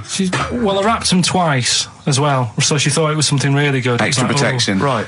Oh. And So she thought it was something really good. and then So the disappointment would be doubled. Yeah, go on, yeah. then she just opened it and went, oh yeah, so what's on the telly? And that was God, that. ungrateful. That was What an ungrateful woman that is. that. Well, she got stuff. Fancy not wanting I told her. a box of economy condoms from Boots. I said to her about the thing about, you know, it's all about the surprise and that, innit? Yeah. You explained that to her? Yeah. What, after she'd unwrapped it? Yeah. Thoughtful. And she was all right about it. Yeah. She understood. Rick, you know I suggested to him that he buy his girlfriend a gift. I'm worried I've done more damage to the relationship by suggesting that than if he had just forgotten. Next time you've got to go shopping for her yourself, Steve. I think I might do. You've better go shopping for her yourself. I'm glad it's all over though. It's mental. Yeah. It annoys me. The whole thing annoys me, and she knows that as well. Yeah. She should know. What? She still insists on having Christmas once a year. Well, Wow. I'm you know. no, but well, anyway, what did you get? I can't think what you bring to the relationship, Carl. I don't know what it is she's getting from you in this relationship. It's like she's doing all the work. 80 times. Oh God, God! I love it. You're brilliant. I know what she's getting. He's the. What? No, he's not thoughtful. No, but he's thoughtful. He's the best he can do with the brain he's got. Do you know what I mean? Right. He's doing his best. He's absolutely doing his best. There's no. He's working at the limits of his powers. Do you know what I mean? Though he's done as well as he can with what he was given. Sure. Yeah, I and understand. that's admirable. Yeah. It's like I think he's done better than you'd expect. I bet his teachers didn't even think he'd get this far. Do you know what I mean? What? Find a girl. No, well, yeah, a job, a girl. Yeah. Do you know what I mean? Clothe himself. He's done really well. What do you think, Karl? You think you've done well? I think I've done all right compared to some of my mates. What are they doing now? Probably not that much. Do you know what I mean? The Mrs. Matthews said I wouldn't be an high flyer. I think I'm doing all right. Yeah. Do you know what I mean? I have a holiday every year. Got somewhere to live and that. Yeah. Got a new flat, haven't you? Yeah, so... So where are they then? The condoms? Are they? Did she show them to her family and friends? No, Take no. them into work. Look what I'm Carl got me. surprised she told Ricky, actually. I was a bit disappointed in that. Yeah. Because I didn't go shouting around. Well, she was so what I got. excited, Carl. Clearly, she was just so pleased and proud. All right. Play records. We'll come back to it. No, that's it now. Streets, don't mug yourself. XFM 104.9. Ricky Gervais, Steve Merchant, Karl Pilkington, a regular Santa Claus. I'll leave it. Oh dear. So Rockbusters. Rockbusters, first one of the year. Do you want to explain it? In case we've got just some in new case listeners. Some new listeners. Might have. You never know. Chance to win some stuff. I give you like a cryptic clue and some initials, and it sort of makes up a band. So an easy one that we did at the start was an exploding pet, AK, atomic kitten.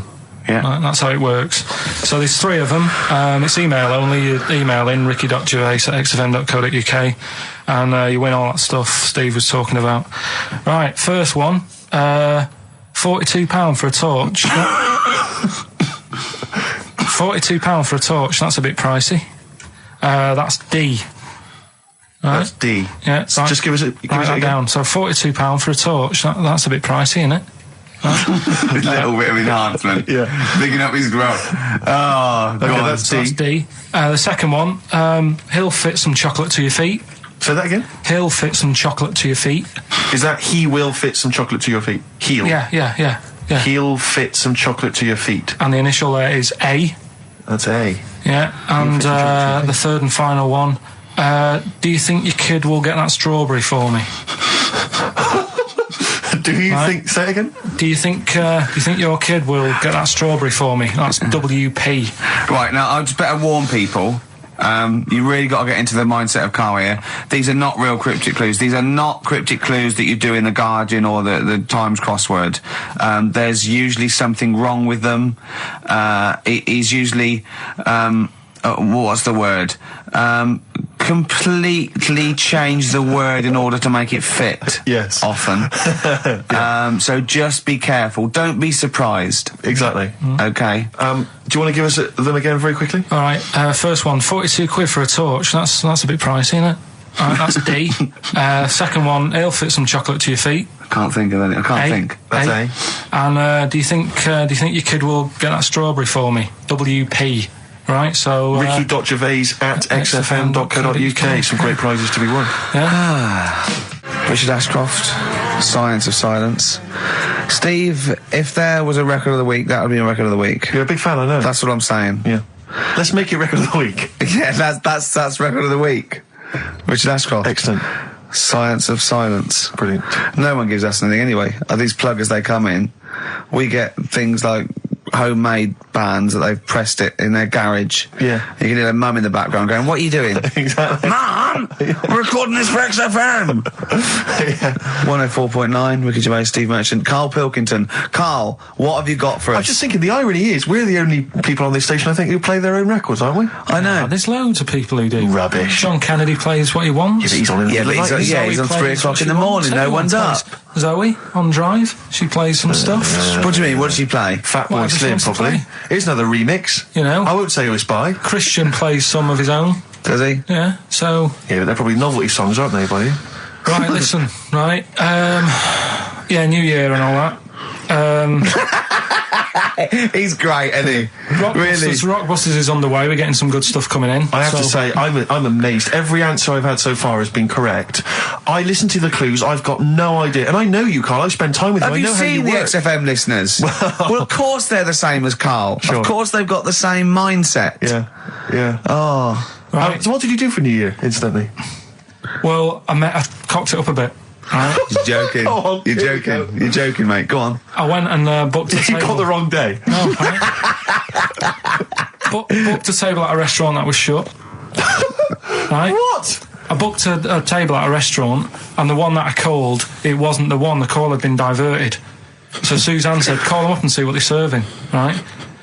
Because I forgot to do that when I booked the table. Right? That's great. Anyway. Because the thing is, right, it's a restaurant in Covent Garden, but they've got one in Victoria. But when they answered and they said, no, Victoria, I thought that was the person who was answering the phone.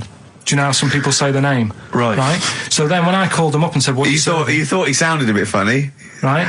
So, I'm confused, Karl, but probably not more. Well, it was no a more than you would have been. Okay, on the, it was on the a day. branch of a. All right, he doesn't anyway, want to give the restaurant away, so he phoned it up. There's one in Covent Garden. They answered the So it's phone. not, the restaurant's not called No. No. They said no. Victoria. Why can't we name the restaurant? I don't know why. Are we It's not scared- libelous. Are we scared that, like, are you scared people are going to sort of see you in there because it's your regular haunt? no, it's just that, you got to pay for stuff, haven't you? Right. I mean, Okay, anyway, so you've I got... wouldn't mention it before New Year, but it's not... So in did our you go all favour the now, way is to it? the restaurant to find out that it was closed? No. What happened is I called Was that them the name up. of the restaurant again?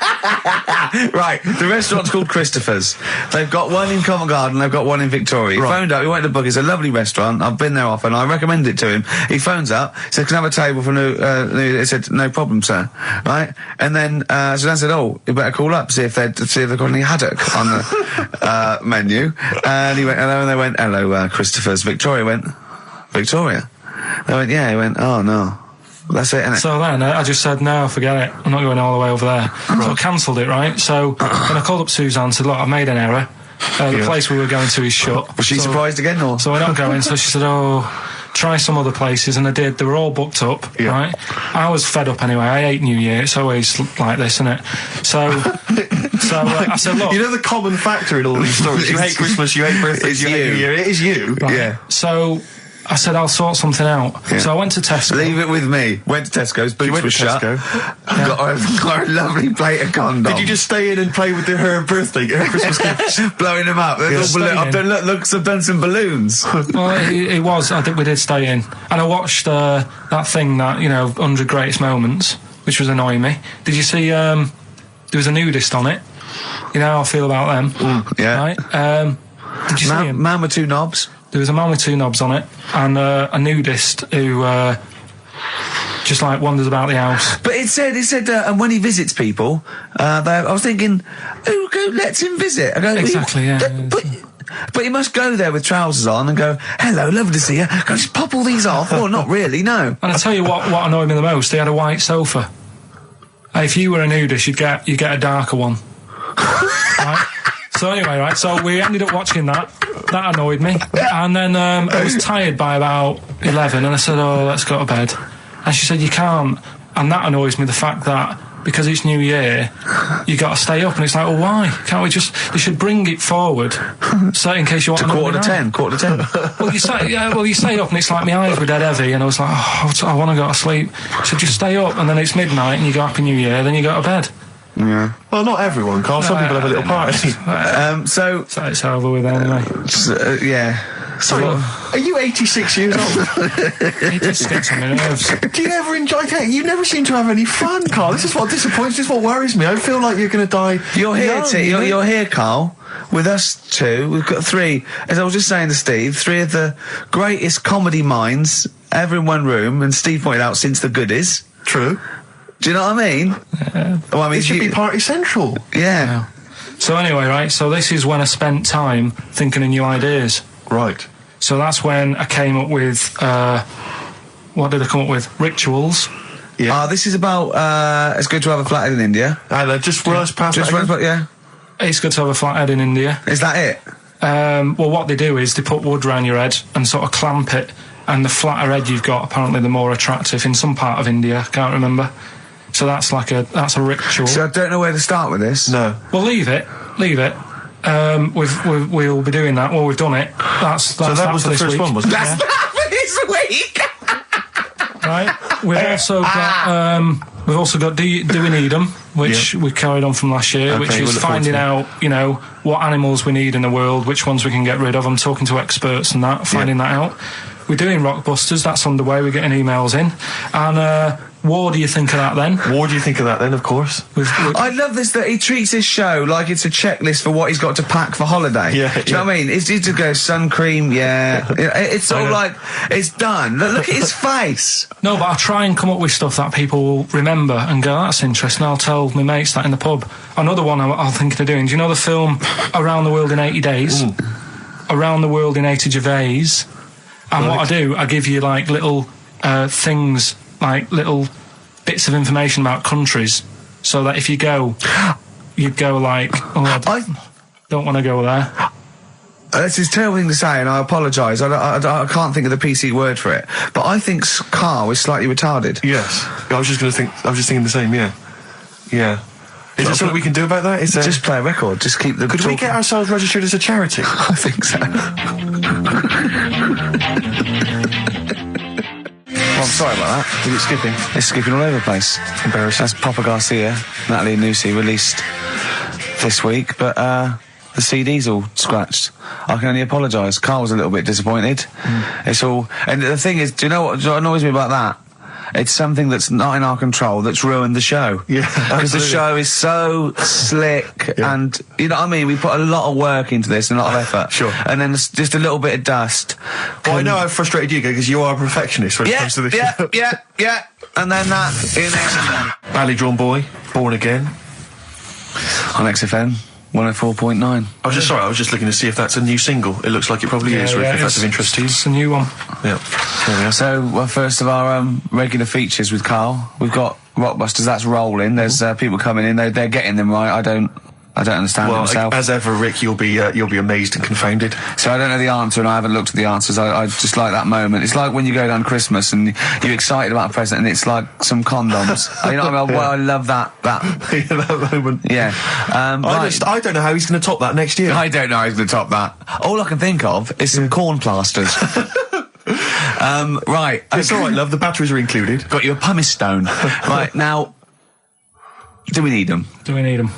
It's something we started a few weeks ago. We're always talking about animals and insects and that.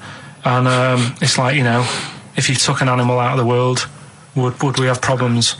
Right? Would it make any difference? Yeah, would it make any difference? We did jellyfish last time, didn't we? Yeah. We sorted that out. The woman said we've got to keep them. We do need them because turtles eat them. Yeah. So I've moved on. Octopus.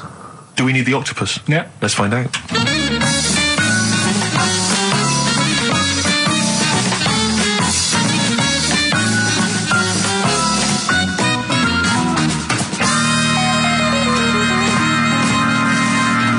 I'm working through a load of animals, right, that I'm finding out whether we need them or not, right? Right. Because, like, jellyfish, to me, I'm a bit puzzled by them. I don't really know why we need jellyfish, and I spoke to some experts. Turtles eat them. What? Turtles eat them. Yeah, I know, but do we need turtles? Do you know what I mean? It goes on and on, doesn't We it? need humans. Well, I might get to that bit, but I need to sort out the animals first. I've got a lot on. So, the thing is, I've left the jellyfish. We know we need them, right? So, octopus. Yeah. Right, I know they're pretty brainy. Incredibly brainy. A story that I heard, I don't know if it's true, but there was some science lab somewhere, right? Yeah. Where they had some octopus in it, and they had some crabs. Yeah.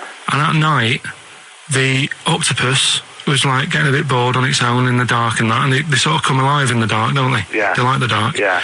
And the octopus had its eye on the crabs, and at night when it's dark, it was getting out of its little cage, crawling along the floor, getting in the crab's cage, getting them out and eating them. I don't doubt it. We put jam jars with the lids on with crabs in, and they'll open the jam jar and... You're joking? Yeah. Even I sometimes struggle with them. Yeah, you don't do it... you don't do it really, really tight, but... Oh, right, so they're not that clever then? Well, they would, if they were strong enough, they'd open it, but they're just not that strong. Oh, that's mad. Right, I also know that if they get hungry, they eat their own legs. Yeah. Yeah? Yeah. They're deaf. Well, I don't know. I don't really know. Yeah, They don't live very long. They can squash themselves into small jugs. Oh, yeah, they can go in a demi-john through the narrow neck and that. Why do they need to do that? Because they're the sort of crevices and holes that they're hunting for crabs and things through. So, would they be better if they were smaller? Do you know what I mean? I don't know. I really don't know. Yeah. But octopus then, if Noah said to you, you know, we're having a clear out. Yeah. We've got too many animals to look after and that in the sea, taking up too much room. Right. Do we need them? I think there's other less useful things in the sea than octopus. Limpets, they could go. Limpets? Yeah, they just sit on a rock and do nothing for 50 years. But they're not getting in the way then. How big are they? Oh, not very big. Yeah, you see, I might come round to them, but I never think, oh, you know, I'm sick of seeing these limpets. Whereas octopus, you know, crawling about, opening jam jars and that. You'd never see them, though. They're really rare. Wow. We get 2 or 3 caught a year. It's quite amazing. Do we need them? Yeah. Yeah? Yeah. Well, we'll just have to keep them then.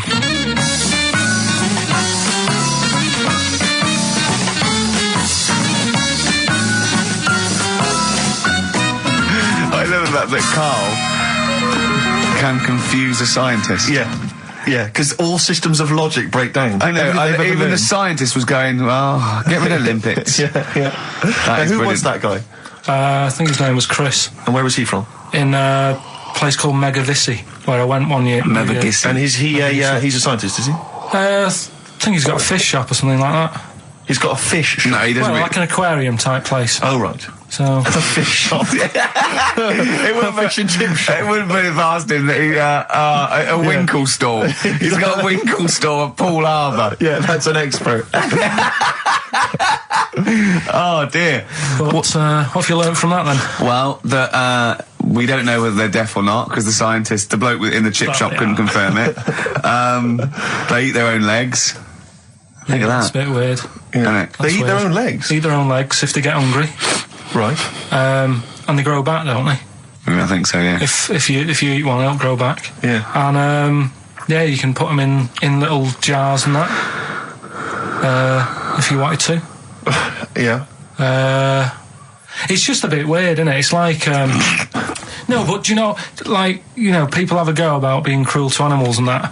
But what he was saying there is, right, what they've watched an octopus do. They've got hold of a crab, right? So that'll be being stressed out because it's out of the water. Yeah. They've then stressed it out even more by putting it in a jar, Right. which he didn't like. And then an octopus is crawling about on the jar. Yeah. And the crab knows that the octopus wants to eat it, right? So then it's having more threats Yeah. because of that. And then they let the octopus eat it. Yeah. I think that's pretty... Do we need crabs? See them next week. Yeah. Well, I want to sort out snails first. Right. Right. What's your pitch with snails? What do you know about snails? I know that bats eat them. They can sleep for 13 years. Right. Can you believe that? Okay. He said to me, snails can sleep for 13 years. And I went, right. He went, thing is though, if it was a scientist and he was looking at it and he put it in a quiet place, it might well doze off. He said it wouldn't be the same if it lived on the streets. And And then we went on to a whole thing about homeless. He wants to do a game show with celebrities being homeless for a week. What do you think? Actually, I've got to say, that's not bad at all. It's not bad, is it? No. Right, do you know how, like, Lenny Henry went to the jungle? Yeah. Right? And you've got, who else did it? John Lumley made slippers out of a bra. Right? So I'm thinking, like, get a celebrity and say to him, no, just because, I'll tell you why, right? I'll tell you why all this came about. When I was walking back from that Christmas meal that I bought my girlfriend for 150 quid. Right? Lest we forget. Right? I was walking down Mortimer Street and there was an homeless fella there, and it was like, oh, you know, it's really, really bad. But the weird thing is, it was about, I don't know, probably about 8 o'clock. Yeah. No, about 9. Right. And he was asleep. And I just thought, do homeless people ever think, you know, I think I'll have an early one tonight? Right? That's what got me thinking. It's a bit weird, the whole lifestyle of it, the fact that he had an early night. So the fact, what if it's a bit weird that he's sleeping not in a home, but on the street? No, it's just that if I was homeless, I'd probably stay up quite late because it's not nice. Do you know what I mean? What are you talking about? Just being homeless isn't a good thing, is it? No. People forget how bad it is. Yeah. Right? But surely sleeping gets you out of reality. They sleep because they're tired. They can't sleep very well, so they need all the sleep they can get. Yeah, but sleeping's nice if you've got a nice big bed. What, you think that they can go, I'll stay up, I'll go to bed at 2, I'll go straight to sleep and I'll pop up at 8 when the alarm clock goes off? Well, that's just what I was thinking, right? So I was thinking how bad it is, and it's, you know, especially this time of the year, you know. Yeah, it's terrible. It's the really worst thing. And to sort of give it some publicity and get a bit of help behind it, get celebrities, someone like Phil Mitchell, maybe, off EastEnders, who's a big fella, he can look after himself, put him in a shop doorway, have some cameras set far away in a building or something, they can film him, and it's up to him how he raises money for food to eat. He could sign autographs.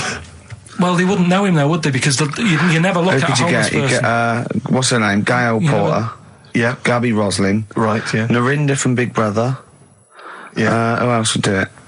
I got a game show idea. Dennis, I reckon. I got a game show idea called On the Game. And what happens is, you get Narinda from Big Brother. Sugarcane by Sonic Youth on XFM 104.9. Ricky Gervais, Steve Merchant, Karl Pilkington. Go on, Karl. What's next? Are you going to do your war feature? What is it called? What do you think of that then? You do that now? It annoys me a bit, right? Because we said before Christmas that we'd come back with new stuff. Yeah. Gave you a title to work on, that Ridiculous. Right. You came in today, I said, have you sorted it out? You say no. Steve, you're having a go at me for wanting to get music out of the library for you.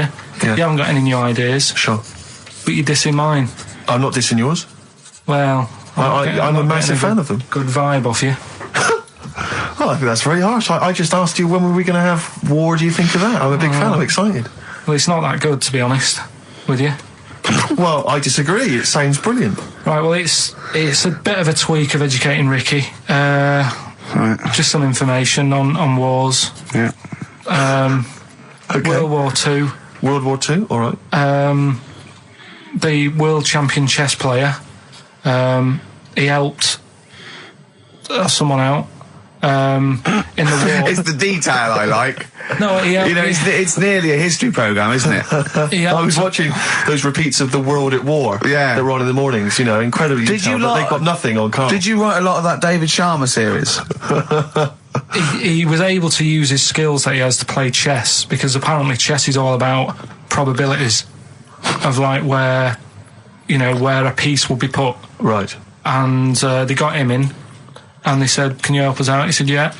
And he said, "Right, where should we like?" Hitler has just moved his queen. Yeah. So that's a fact. He sent in a bishop that ran diagonally through the troops, knocking him over. Sorry, wait a minute, Karl. So they got a chess Sorry, player. that's it. Well, yeah. It's just like, oh, what do you think of that? Again, that's not a story. But it angers me that he says that I'm down on the ideas when that's beginning to shape up as quite interesting. I thought you were going to tell me which battle or which event was you... World War II. It's not a battle. But which bit of you World War II? Like the middle bit. It's 6 years worth. Yeah, well, probably about a bit in. Guessing. Thought, Guessing. Well, all right, yeah, there is a bit of guesswork, but it doesn't matter. But that could have been an interesting thing if you told me it had an impact on the when you Normandy look at these landings. things, do you go, bloke wants up chest, oh, I'll use that, and run away from the computer? No, or I run read out it. of the bookshop? I read the first line where I get enough information. I just think, What do you mean you read the first line where you get enough information? Imagine if you were someone's defence lawyer. Exactly. And he was like, he's on death row and went, I don't think he did it. Yeah. I read the first line, I didn't read the file It's a- He completely. was in a hotel in Texas, right? Go on. It's enough. Oh, some other It's stuff. enough, He it's definitely enough, didn't kill it. it's enough, it's enough. I that just seems thought to- they always take ages on deciding where to go. It's just like, bet there's a better way. I don't know what he's saying now. I don't know what you're talking about. Well, it I takes- actually when, don't know when what you're talking people about. play chess, it takes ages to make the move. So I'm just thinking there's probably a quicker way Of what? than finding where a boat is, than getting a chess player in. I don't know what you mean now. Oh, Are you talking I'll about tell you what, battleships now? They should have got an expert battleships player in. Right? yeah. What? Carl, Right, what? forget that one. Or someone No, who's no, really no, good. no, I'm not being funny, but what is that? What are you telling me there? Someone who's really good at risk. We should have brought them in. Yeah, Cluedo. Right, Yeah. Another fact. That's enough then, is it? Well, they use expert Cluedo players, but the police use expert they Cluedo do players. use, yeah. If ever there's a murder in a country house, Do you think they use that old Chinese fella on the front of Mastermind? mastermind, yeah. Yeah, for logic problems. The Enigma code was broken by top Mastermind players. Exactly, yeah. Right, second And a guy fact. who's had a couple of rounds of Yahtzee and done very well. Second fact about the war. They for engineering, they use a lot of Jenga players. Absolutely. To Whenever do it. they want- Will the building collapse? Oh no, let's pull this. Let's see. If Yes, they it wanted will. to identify... What are you doing? If they wanted to identify spies, Yeah. bring me the champion of Guess Who. Was it a woman with glasses? No, right, Has sit he got down. a beard? Is it Bernard? Right, Carl, sorry, Right, go on. Another war fact. So Go you're on. saying it's rubbish, but look, you love that. Yeah, Right? yeah, Second you're one. absolutely right. The first bomb that was dropped on Berlin, Yeah, it didn't kill a person, but it killed an elephant. I think that's true. That is true. Right. Okay. And the last one. Is that all you know about that? See, that's interesting, isn't it? But What that's was the- enough. But no, it's not not though. enough. Because I mean, listen. Most people want to go. Oh, what was the elephant doing there? Did Well, it it's land in a either- zoo? Was it a pet? Oh. Was it a lost elephant? Did they aim at the elephant? How did it kill it? Did Was it hit on the Hitler's head? favourite elephant? yeah. Was it Hitler's favourite elephant? Did it then have one ball? Yeah. I mean, these are the things.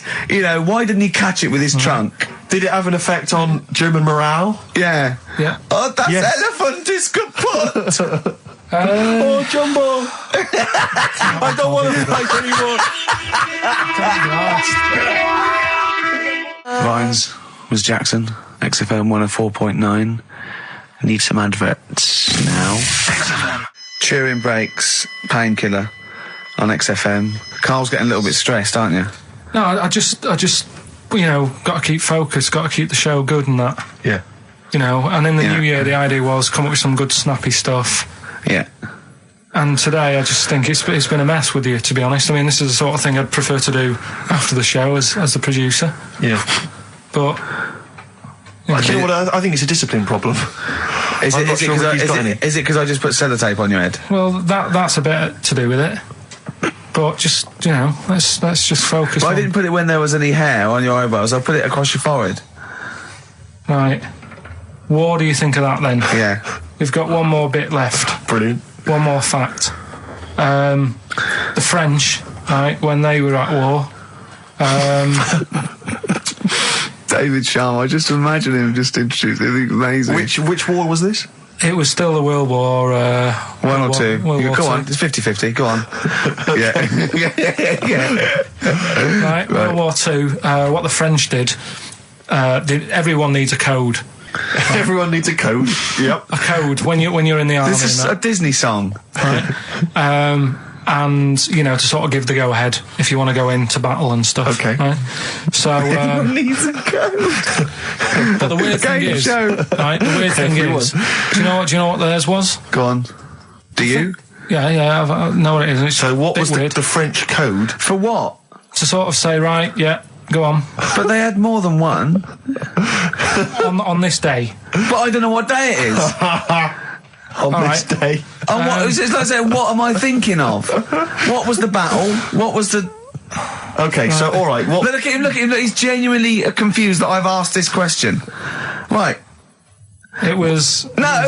If you ask me a question, ask me the question correctly. What was the code for battle during what battle?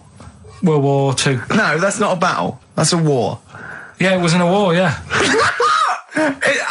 I don't know what to do. He confuses people. Oh. All right, okay, what was it, Carl? What was the code? What was are the you French thinking code? of? Right. John's got a moustache.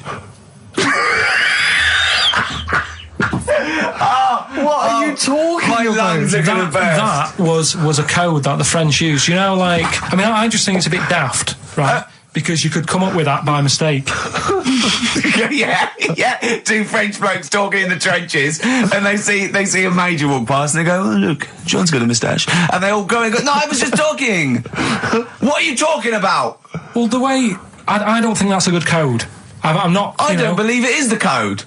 No, it is, seriously. And what? It's just that would we it talked have about been it. said in French? Yeah. Okay. Yeah. But Guess in. Yeah. No, but... What? You see, I can't even be bothered. What are you saying, Karl? Because it's not a very good code. Do you know, like we've talked in the past about, you know, things you don't see, and I said, an old man eating a Twix. Yeah. If they use that's safe. Because no one is ever going to see a man having an old man having a Twix. What do you mean? Well, use that as a code. Don't use a saying, John's got a moustache, that could crop up. It's like the war's kicked off. How did that happen? Well, I said John had a moustache. Oh. Two French folks would never be saying John's got a moustache. Why would they? Because back then they were fashionable. He nearly makes sense, doesn't he? I assume it would have been Jean. Yeah. No, probably John. And how would this code have been? I mean, who would have announced I this just to read everyone? it. I read it like that, Steve. That's what was on the internet. This is a code that was used. John's got a Don't be moustache. angry with me. I know, but you're always asking questions. That's because I'm interested in history. Yeah. No, you're genuinely interesting bloke, Karl. We like to know. I'd like to film you secretly. You know, like they do, like Nature Watch, when they put it in a a Badgers sort of thing, What? right? Yeah. And they just watch it. I'd like to see what you do, pop around and go. I wish I could download the music in your head, because it'd be wah, wah, wah, wah, wah, wah, wah, wah, wah, wah, and you see something weird, you go wah, wah, wah, wah, wah. And then you read that and you go wah, and you write it down, and that's what comes out. John's got a moustache. I'd like to see next Christmas. Imagine the French, right, for their battle cry, for their battle code to know it's going ahead, they're going over the top, is you never see an old bloke eating a Twix. Imagine that. Yeah, but all these things are things that I think in my head. Right? Keep them in there. Do you know, Please. like before when I was talking about going out on, you know, Christmas Day, having a meal on the way back, seeing a homeless person. Yeah. And then I think, God, that wouldn't be good. I don't know, TV show. Right? You can think of things like that. When I saw the homeless fella, then I got talking to Suzanne about when I had to sleep in my car. What do you mean? Go on. Let's play a record and come back to any sleeping in the car. I can't wait. Play a song for the lovers. I was watching last night on cable TV 1987's amazing Sign of the Times Prince in concert film. It was dynamite. I thought to myself, how brilliant he is. It reminded me of the gig I went to see last year. He played this tune. It's from the album Parade. Okay, I don't want to discuss whether or not Prince is acceptable on XFM or whether he's a genius. He is a genius. That's the end. That's the end of the discussion. Play the tune. He's dynamite. It's a song for the ladies. I remember, I'm going to tell you, I was on the way here. You know, do you remember John? He's got a moustache now. I can't believe it. Lads, no! It's not on. It was... The battle's not on. Look at your face, Karl. The elephant did die. Yeah, no, I believe that. Yeah. Sometimes it snows in April from the lovely Prince. Brilliant. From the album Parade. He doesn't always have to get up and have a rock about. He can just sit there at the You piano. can't argue with that. Bash out a tune. After the break, Steve, a brand new feature I've just done. That's ridiculous. That's ridiculous. You say Ricky Gervais doesn't put any work into this show. He's just done that. I'm going to tell Karl some amazing facts from the world of science, nature, politics. 4 are real. 1 is absolutely ridiculous. Cat Stevens from Catchable at 4 album, Sitting, little interesting fact for the nerds. We got it down to 2 songs to do this intro music to The Office. It was that one and Handbags and Glad Rags. We went for Handbags and Glad Rags. Interesting, isn't it? It is a fascinating fact, except Yeah. of course I still feel we should use that one, except we couldn't because Cat Stevens' people wouldn't let us, or it was too expensive or something. I don't know. We re-recorded Stuart one. That was too expensive. I still prefer that one, I think. Yeah. Difficult. Decisions, Rick, Anyway, decisions. that's ridiculous. Right, 5 facts. Right, 1 is totally made up. All right. Just do 3. 3 and Oh well, one. there's okay, right. Oh, let's see. What shall I do then? There This are more was moves. carefully planned. There are more moves possible in a game of chess than there are particles in the universe. You can't get any colder than liquid nitrogen. I think it's minus 273. You can't. It's impossible to get colder than that. The honey badger has got skin so loose that if you grabbed it by the neck, it could come away from its skin, turn round, and bite you out of its anus. That's ridiculous. Right, Rockbusters then. Wrapping it up. It needs some work, that game, but I'd see it's got a lot of mileage. Right, here we go then. The first one, £42 for a torch. That's a bit pricey. Go on. That was D. Yeah. That was Daylight. Wait, I thought delight, and I thought it doesn't work. second one. It doesn't work. I actually thought delight doesn't work. Second one. There's no, wait. Dear light, it doesn't work. It's delight. Second one was... No, Carl, it doesn't work. Yeah, but if we're going to continue with this feature, you've got to tweak them a bit, right? People have got it. We've had loads of emails, more than ever. So, do you know what I mean? Let them decide. If they don't like it, they won't email in, but they're loving it. Right? They've all come from the same institution. Go on. It'll fit some chocolate to your feet. That was A. That was Aerosmith. Right? Aerosmith. You've heard of a blacksmith? But a smith is just Yeah. a workman. It doesn't necessarily. No, you can have anything. You can have a locksmith. A smith doesn't just mean it does shoes. Right. Do you think... Aero cobbler would have worked. Unfortunately, there isn't a band called Aero Cobbler. Get ready with a winner. Do you think your kid will get that strawberry for me? That's Wilson Pickett.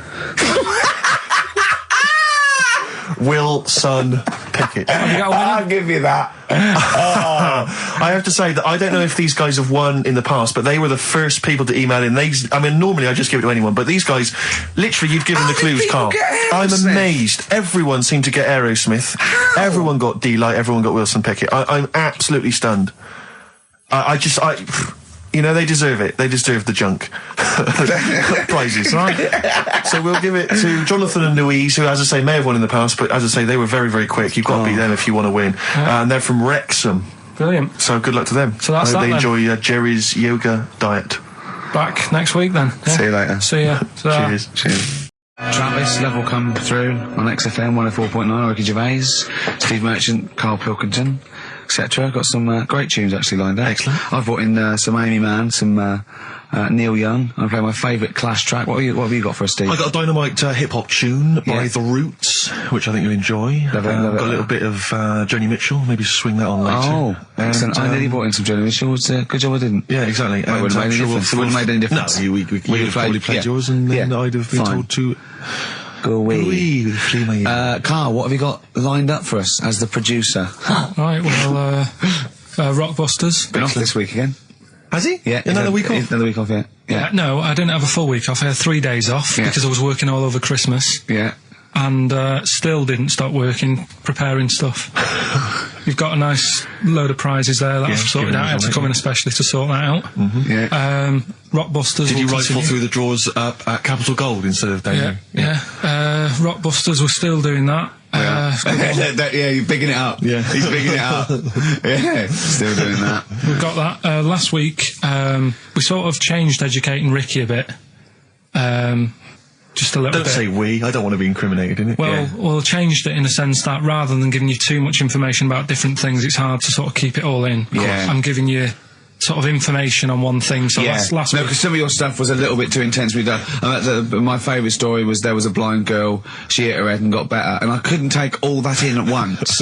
So you should really ration some of the education. We sort of Wasn't started last week war-related stories? Yeah, it was War. Do you think of that then? What and do you it think was of that? three things. And it was the French battle.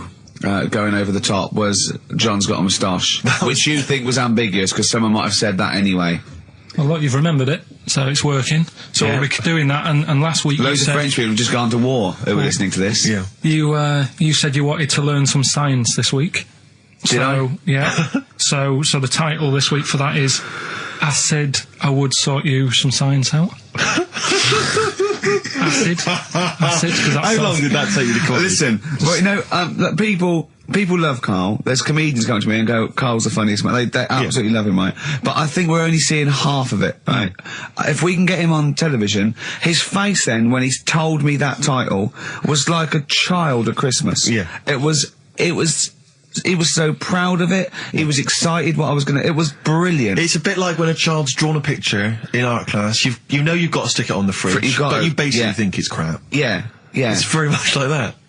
All right, Karl? Is that good? Yes. So we'll be doing that. Do we need them? Mm-hmm. Yeah. Have you got another one?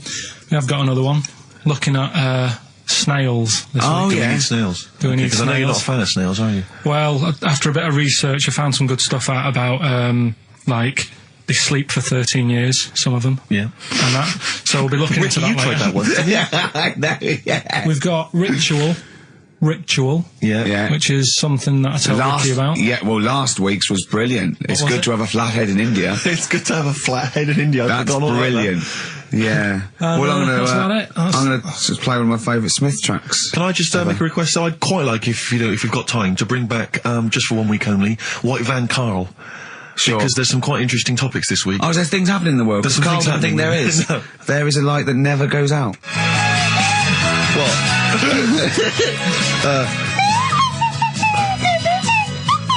Someone's left one of those little things in here. It's brilliant, It's isn't it? amazing. What are they called, those things? I imagine there, I was thinking of being in the front row at a Morrissey concert and going, can I just play along? They are brilliant. I don't know what kind of sound that is. I don't know. It's only used for when Kenneth Williams Yeah, exactly. sees someone undressing. Yeah. That's the only time that is used, that noise. Exactly. That is But brilliant. it's like it was specially created for the Carry On films. Yeah, we need, I don't know what it is, but we need something when I walk in and see someone changing. Well, what about this? There is a light that never goes out by the Smiths. I phoned Karl up in the week, yeah, and I said, what are you doing? He went, well, even though it's one of my days off, I'm just doing some research on the web. Found anything and said, yeah, I'm doing science. And then he said, you can get wigs for dogs in Tokyo. That's his scientific fact. And I went, what do you mean? Dogs, if they need a wig? I said, if they need a wig, what? Dogs going bald? And he went, like, this is fine to him. He went, it's a stressful city, Tokyo. The world's all right with Karl. He's always got an explanation. I've only ever seen him confused once. When, in Edinburgh, he looked out of his window one day and he saw a bloke putting a parking ticket on some rubbish. Yeah. And that genuinely confused him. Yeah. He couldn't work out, could you? It's a bit weird, isn't it? And the woman breastfeeding her 8-year-old child, you didn't like, did you? I don't like that. But the what's the name? Animals with wigs. I kind of thought, after I put the phone down to you, I kind of thought about it, thought, yeah, it's a bit daft, that. You sure it's not the ageing pop group? No. The Animals? But when you think, have you ever seen, like, a bald pet? No. It's weird. What do you mean? Because my mum, we had a cat, we used to get through loads of cats because we lived on a... Oh, God, it started early today, isn't it? What do you mean? It's only 10 past Just one. what are you doing? Running a restaurant? We lived on... Oh, God, what do you mean? No, we lived on, like, a main road. Oh, yeah. Right? So Yeah. we used to get through a lot of them. My dad It was kept their saying, risk. you know, stop wasting money, you know, it's not Stop good. wasting money, not wasting cats. Right, so, anyway, we had this cat that was ill all the time. And, It's just bag of news, probably. Yeah, malingerer. Yeah, I'm terrified. I'm going to which house? Rome. Oh, God, bloody hell. Rome. Don't let me go to the Pilkingtons. and it, for some reason, it kept being sick all the time. Right? Yeah, that is news. That's definitely news. So my mum kind of thought, I've had enough of this, and she shaved it. Whoa. Whoa. Now, I know you're not vets in your family, but what correlation did your mum think there was between you being sick and shaving it? Because it kept being sick, and it was a pain to wash, because it kept getting So caught she up. wanted a dry wipe cat. So, Why didn't you just varnish it? What? it's weird, though. So now he's cold and sick. No, but not all of it. She left sort of the back half, but sort of from its waist, sort of. I love that shave it because it's sick on itself. And That is it was the hideous. weirdest looking thing. I mean, normally I like cats. I'm always like giving yours a stroke on the head and that. Yeah. But as soon as she did that, it was like, oh, Yeah. can't touch it. And then So now it's sick, cold, and hated. Yeah. Carl. It must have, I mean, the other cats must have been taking the mick out of it constantly. It's just making things worse. Did it get, I'm hoping that it got run over and was put out of its misery. no, I think it got all right, that one. Or is that the? Yeah, it did get run over. It did. Oh, God. Oh, dear. How many cats do you say you've got through? I'd say whilst I was living at home, I mean, it's still on the increase even though I'm not there. So whilst I was there, probably 5. God. Wow. Oh. Yeah. And were you upset each time, or you just got used to it? It's one of them things, isn't it? Like I've said before, when you first see something, it's a bit of a shock. Do you know what I mean? It's like the Elephant Man or whatever. Yeah. First time you see him, it's that sort of, oh, look at that. Do you remember the first time you saw Steve? No, I'm not being funny. Do you remember the first? Yeah, but I've said this before. It's always then you get used to how people look, and you don't. No. I'm gonna burst. You have to play a record. No, what? Because I just see Steve's face. No, but I've got used to it. Shut up. Let You Down. Gold Rush on XFM 104.9. Ricky Gervais, Steve Merchant, Karl Pilkington. Brilliant. Rick, I was in, I don't know whether I should tell you this because it might rock you to the very core. Go on. But I was in an Indian restaurant the other night, and you've not seen the film. Have you seen the film Notting Hill? I haven't, no. Right, in the film Notting Hill, have you seen that, Karl? Yeah, Do you remember the bit, Julia Roberts plays a movie star, rather like Julia She's the Roberts. most famous. Yeah, I know and she's her. in a restaurant having dinner with Hugh Grant, and she overhears some people in the restaurant slagging her off. And saying, Oh, yeah. she's a slapper, probably all actresses are. And she's sort of stewing on it, and Hugh Grant wants to say something, and she says, no, I won't let you. And then as she's walking out, she goes and says something to them, and of course their faces drop, they can't believe it's her. Anyway, I was in Indian restaurant the other night, and they were slagging you off, Rick. Well, they were saying is they were going, Ricky Gervais, the thing about Ricky Gervais is he's just like the character he plays. Right. He's just like David Brent in real life. And I was listening in, and I was thinking, well, I want to say something. I want to go over and have a word and say, you're partially right, but I couldn't. I didn't know what to do. I didn't know what to say. I couldn't. What could I do? I couldn't really go over there and get into a rumble. I want to say, what do you mean that I'm like him? I use his face and his vocal cords, but I mean, I can't help that. But it's that thing as well of I don't know where they've got this information from. But no. Because you're not. It's so they're received. wrong. Well, so it's they've received it from somewhere, or they've read it or something. It's just, but I don't know. I mean, I can't really be annoyed that they're just wrong. But it was very weird. It's like being annoyed at a vicar believing in God. I can't get annoyed with him. I just don't believe. But because obviously they didn't recognise me, it's rather like, when they talk about that idea that if you could go to your funeral, what would people be saying about you? It's the closest you could get to that. Well, that you can hear what people are saying about your friends. But won't you, to get him around to that, you go, he is, yeah. What do you think of the other fella that's sometimes with him? Yeah. That tall fella, he's good, isn't he? Yeah. I know, yeah. It's a shame actually because, on the occasions I do get recognised from minor appearances, I never get any cool fans. I just get the nerds. I get the real nerdlingers. I don't get, beautiful women coming You're out. putting them off, though. You're putting them off. You've got to take what you can. Well... But you'll have nothing. No, I know, but this girl came out the other day and she said, hey, are you that guy who's involved with The Office? I went, oh, yes, I am. She went, my boyfriend loves you, he's over here. And she pointed him out. I was devastated. I thought, I'm in here. Yeah. There was nothing going on. But there was a guy who was in HMV and he was working with the till. He'd been working with the till and he saw me. He said, would you sign this DVD? I went, oh, no problem. I said, and I was trying to make conversation. I was trying to be frothy. And I said to him, oh, selling well, is it? And he went, it is. Although we've had quite a lot of returns. I said, well, don't tell me that. I don't want to know that. What did he mean? That they didn't like And it? I said, what? People have been bringing it No, back. I think it's he glitches. he said they've been bringing it back. I said, what was the problem? He said they didn't really like it. No! Yeah, some of them didn't really like it. You can get it back if you don't like it. No, I mean, I don't know whether they gave him the money back, but certainly that's what he dealt with. That's what he'd encountered. And then he said, we didn't give them the money back, they just wanted to drop it off. What, they didn't even want the money back? Yeah, they just wanted to get rid of it. Yeah, they said, Just didn't want it in the house. It's like, I don't want this rubbish in the house. Oh, but we still get the money for it, do we? We still get the money. But Brilliant. I talked to that other Brilliant. time. Again, because people don't recognise me, again, I was in a record shop, there was a stack of Office videos, and this guy went by, and I sort of heard them as they went by, he went, oh, Office, yeah, a lot of people like that. I think it's shit. He's mate, well, I agree.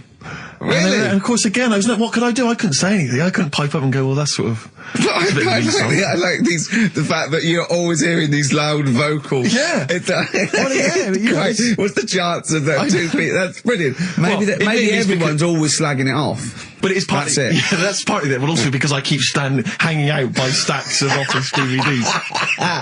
Oh dear. Wearing a t-shirt with a picture of you and me on it. Yeah, that'd do it. What we got to play, Carl? Something Steve wants. Well, actually, I must dedicate this to someone who's emailed in. I mentioned earlier that I was going to play some of the Roots, and Joe from Peterborough is very excited about that. So this is not from the current Roots album, sadly, which I've not fully absorbed yet, and therefore don't feel I can make a decision on which track to play, but maybe that'll come That's the sort of sometime in the effort future. and thought we put into our, picking music. Exactly. I had these cassettes still in my bag from last week. Sure. Anyway, this is from the album Things Fall Apart. It's The Roots featuring Erykah Badu. You Got Me. Let's play it. Featuring Erykah Badu, that's The Roots and You Got Me. Good, I like that one. Yeah, you've enjoyed that? Yeah, I love it, yeah. Well, it's coming up to 1:30, and so it's time for Rockbusters. It's a structured show. It's a new leaf. This show in the new year is going to be structured. Set pieces, hitting our marks. Do you know what I mean? There'll be time checks, weather checks. It's a bit cold out. If you're driving, careful on that. So do the prizes. Check for traffic, if it's bad. Yeah. Okay, well, again, an arbitrary selection of goodies. What are those politicians doing? Was that XFM News? Yeah. Right, what have we got? So we've got, for those that are a fan of the movie Donnie Darko, which a lot of people rave about this year, a sort of weird teenage movie, then there's a sort of sweatshirt there. It is actually quite nice. It's not bad at all. It's medium, so if you're a bit of a bloater, don't bother to apply unless you've got a friend already. We've also got here a Graham Norton video. Certificate 18. So please don't phone up don't email in unless you're above the age of 18. Yeah. And that's, I think, the best of his TV show. Yeah. Look forward to that. It's a big stiff video, that, isn't it? It's a big stiff cock of a video. Thanks very much. I meant you meant the bird. Yeah. There's also a fairly mediocre British wartime thriller, Enigma, which a lot of people, it was hyped for a while, but it's actually interminable. I've seen it. The first series here of The Kumars at number 42 on DVD. I think that's award-winning, so that's available as well. We've got 2 CDs by the look of it. We've got Pulp's Greatest Hits, which I don't think sold very well, and so presumably they are giving that away. And Johnny Cash's current album, American For the Man Comes Around. There's some good cover versions there. Again, another big sell. A big sell. We're really pushing this. It's quite kooky. Johnny Cash here does covers of things including Personal Jesus. Oh, right. By Depeche Mode. Yeah. We've got Bridge Over Troubled Water, his version of that, Desperado. And anyway, it's not bad. That's probably the best treat in that bunch. Right. And, I'm assuming there's some questions there, Karl. Yeah. Right, here we go. If you're a new listener, the way it works, I'll give you a cryptic clue and some initials, and it sort of makes up a band. Yeah.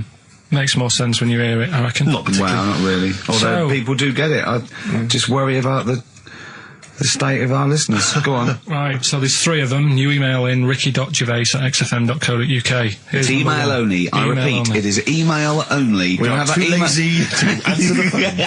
Yeah. Okay, Right. Here we go then. Number 1. There's normally 2 easy ones and a difficult one. Sure. So here we go. Number 1. Don't argue with him. He ain't going to change his mind. Don't argue with him. He ain't going to change his mind. Yeah, that's AA. AA. So that's the first one. He's not going to change his mind. What do you mean, You've got them written out, haven't you? I'm just thinking about what the answer is, so I didn't write the answer down to this one. Don't worry, they get it. Yeah, don't worry. Well, you can't remember it. You came up with it. There's only 3. I know, it's weird, isn't it? No, it's not weird. It's incompetent. Right, the second one, anyway. I hope you get this. I hope you get this.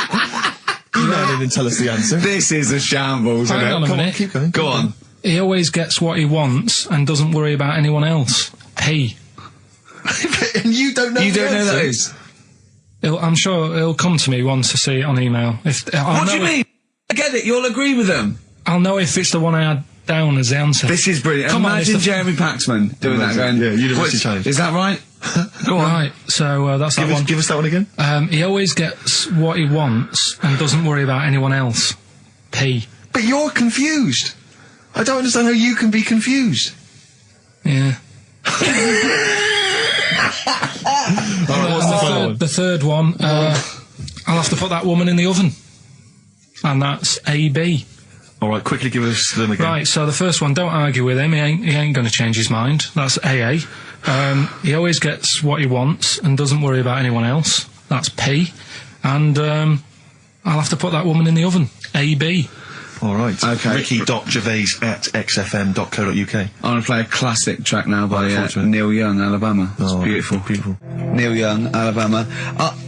Karl is still confused. He's waiting. He's biting his fingers, waiting for an email to tell him the answer to the clue he made up but can't get. I love that as an experiment. As a I mean, that would confuse psychologists, that you come up with something that you can't get. It's brilliant. Yeah, you came up with the question, you don't know the answer. And you expect them to, but you can't, and you made it up. Look at your face. Play some adverts. Honestly, Juan, by Billy Corgan's new band there, ex-Smashing Pumpkins. Sounds a bit like them, but I like it. It's alright, not bad. I like it. You expect to know, Rick, incidentally, that someone's got the right answer, so Karl now knows the answer, yeah. Brilliant. Well done, Karl. You're a fool. Right. Well, talking of which, it's a long time since we've had any White Van Karl. For those that don't remember this particular hot feature, we basically ask Karl some of the questions that are asked of a white van driver in the Sun. They always have this on Saturday afternoons. Anyway, here's the first one. They're not fascinating, Karl, but I'm just interested on your take, really. Yeah. What do you make of Cilla Black quitting Blind Date after her husband sent a message from beyond the grave? Are you familiar with this story? I didn't know that. What's that? She went to see a medium, and supposedly her husband passed on information through the medium, which was incredibly vague, but persuaded her to quit live on air. Well, it's about time, isn't it? If even dead people are saying, enough's enough. But I'll tell you what, though, talking about ghosts and that, do you know how I'm into them? Yeah. Right? How weird do you think this is, right? Well, it's not true. Before you say it, play a record. No, go on. Go on. Right, it's this woman. I don't even know if it's ghost, really. It's just a bit weird. Sure. Yeah, sure. There's this woman, and she's not a woman, she's a kid. Sure. Okay. Sure. She's walking down, like, a street in her area. It's a nice day and everything. Everything's normal. She's walking down, and a woman comes up, cycling past, right? The woman on the bike looks at the kid, absolutely terrified, right? Got a really scary face on her. Yeah. The kid's thinking, why is she doing that? Yeah. Right? So anyway, she thinks nothing of it, goes, I think she was playing in the park or whatever, goes and has a nice day. About 15 years later... Oh, right, yeah. She's, I don't know, I think she was going to work, right, on a bike. She was riding her own bike? Riding her own bike, cycling down the road. Oh, yeah. Looks at the kid. That's the thing that happened, like, 15, 20 years ago. Right. It's her on the bike looking at her as a kid. Right. Not another child. No. So it's her. She's seen herself. Karl? I mean, I don't know where to start. Firstly, where's this information come from? But I mean, why do you ever? I mean, I don't know what part of that you think can be true. I mean, honest. I'm speechless. I don't know what to say. What are you talking about? Bit weird, though, isn't it? But it's not true. It didn't happen. Nothing happened like that. She said it did. Well, she's wrong. She said she saw herself. She saw herself as a kid, didn't she? Did she carry on riding and as an adult when she was a kid. Did she stop and talk to herself, or did she ride on by and think, that's a bit weird, there's me as an 8-year-old. I won't stop, I'll be late for work. Yeah, if I'm late again, the boss said he'd be in trouble. Yeah. Oh. Well, and where is this information? Did it happen to someone you know? No. You overheard it on the bus? No, it was in the 14 Times. Oh, right. Well, that's the answer. Good. We've got to the bottom of that. Right, good. Brilliant. Now, what do you make of David Blunkett accusing gangster rappers of making kids believe guns are cool? It's a hot topic there, Karl, and I imagine you've got some strong opinions. He's saying what? He is saying, basically, that all this rap music is advocating gun use and violence against people, and he's very worried about it. Nah. Okay. All right. Next one. Have you thought about going into politics? Because I'll tell you this, they wouldn't be able to argue with you, really, in the Houses of Parliament. Where would they start? Yeah. My learned fellow is an idiot. No, but violence has always been about, isn't it? Like cowboys and Indians, they didn't have PlayStations and Tupac then, and there was still violence. What do you mean? In the Wild West? Yeah. Do you know what I mean? So you can't really blame it on stuff. It'll always happen. That's the world, and it's made up of different types and that. Again, he's right. Again, he's sort of right in a way, in his innocence, in his buffoonery. I didn't hear what he said. He just said there's always been violence. You know what I mean? It's sort Even, of like, dinosaurs, look at them. They cause a lot and of then he trouble. went too far and made himself sound like a fool But again. I'm just saying, it's always happened, it always will. Yeah. Don't try and change it. Yeah, Yeah. just chill out is what you're saying. Do you know what we should do? We should all get on our bike, go and find ourselves when we're little, and go, be careful what you do in life. Oasis, Supersonic, still good. Still as good as ever. Still good. On XFM 104.9, Ricky Gervais, Steve Merchant, Karl Pilkington. Do be pleased, Rick. Go on. Ricky Anderson has emailed in. Dickers! Dickers, Danderson. Oh, what are you doing, Dindo? He's probably our biggest fan. Diddler, you little diddler. Exactly. He has emailed in, as ever. Ricky, your show fascinates me. How do you maintain such levels of senseless drivel? That's from Randers, from Randy Anders, as I Little call him. diddle dodders! Oh. So, thanks again, Dudley. for that, yep. Well done. He's yeah, that's great. I Nice get a stuff, buzz. I was disappointed last week where he didn't. What? Ask him why he's didn't. He didn't respond last week. No, it's a shame. Probably that. busy. I don't believe he had something better to do. Well, I would have thought so. I can't believe that of anyone when No, on you've a got this Saturday sort of afternoon. level, Exactly. intense chat. What have you done this week, Karl? Well, I've had a few days off, haven't I? Yeah. Still, doing stuff for this show and that, but managed to Well, get not a few really. hours in. Yeah, not really. Just doing nothing, and bought a place. So I was looking at kitchens, Yeah. weighing some of them up, and Yeah. Checking them out. checking them out, and also ordered a sofa. Yeah. Nice sort of comfy, sort of leatherish sofa. Oh, a leatherish. Oh, I don't like leather sofas. No, but what are you picturing? A leather sofa. A leather sofa. Yeah, I just but don't, like it's what? squeaky and it's No, this isn't. This isn't isn't. it? No, this isn't like that. But I want a really old, sinky into fabric. I want a sofa that is as comfortable as a bed. Do you know what I mean? Well, if it was acceptable, you'd have a bed in your lounge, wouldn't you? If that was allowed, Yeah. without seeming like you were sort of like elderly, or That would be just, good. And I'd have a drip going in. Yeah. Sort of like with nutrients. I can't be bothered to chew. No, you just can't, yeah. sort of lager with sort of vitamins. Vitamins and pumped in, yeah. then one going from my knob down to the toilet. To the lavatory, yeah. And with all the remote controls. And that would be amazing. To be fair, you're almost there, Rick.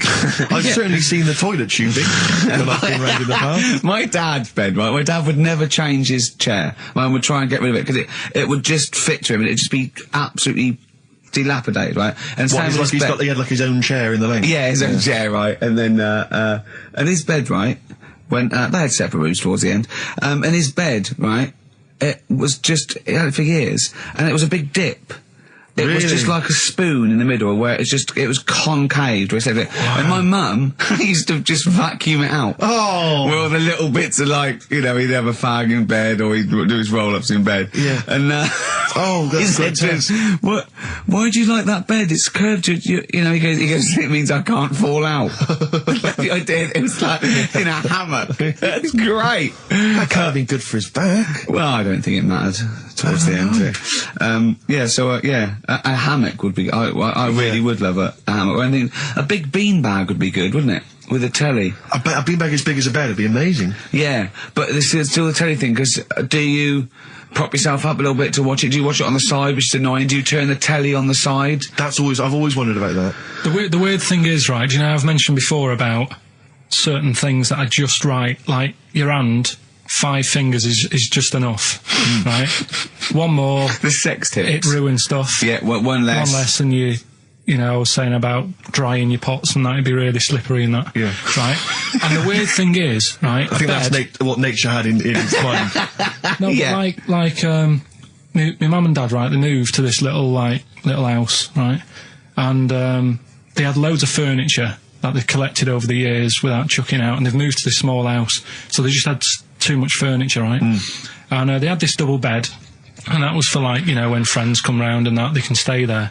But the problem was he wanted to sort of put these wardrobes in the bedroom, right? Right. That went on either side of the bed. Sort of wrapped around Because, the bed. yeah, but because the room was so small, he thought, I can sort that out. Yeah. Right? And he sawed the bed. He sawed the bed. He sawed the whole thing. So you've got, like, your mattress, your bed, and everything. And What, he sort just sliced some off? Like a big sandwich, just cut a bit off just the cut the About crust off. About how much is that, would you say? about 8 inches, 6 About inches. 8 inches. But hold on, but that Well, he won't cut work. Because it'll all fall out the side, and then what happened to the springs and all the supports and stuff? He It'll just sorted it collapse. out. It didn't all come out and that. I mean, it's not the comfiest bed.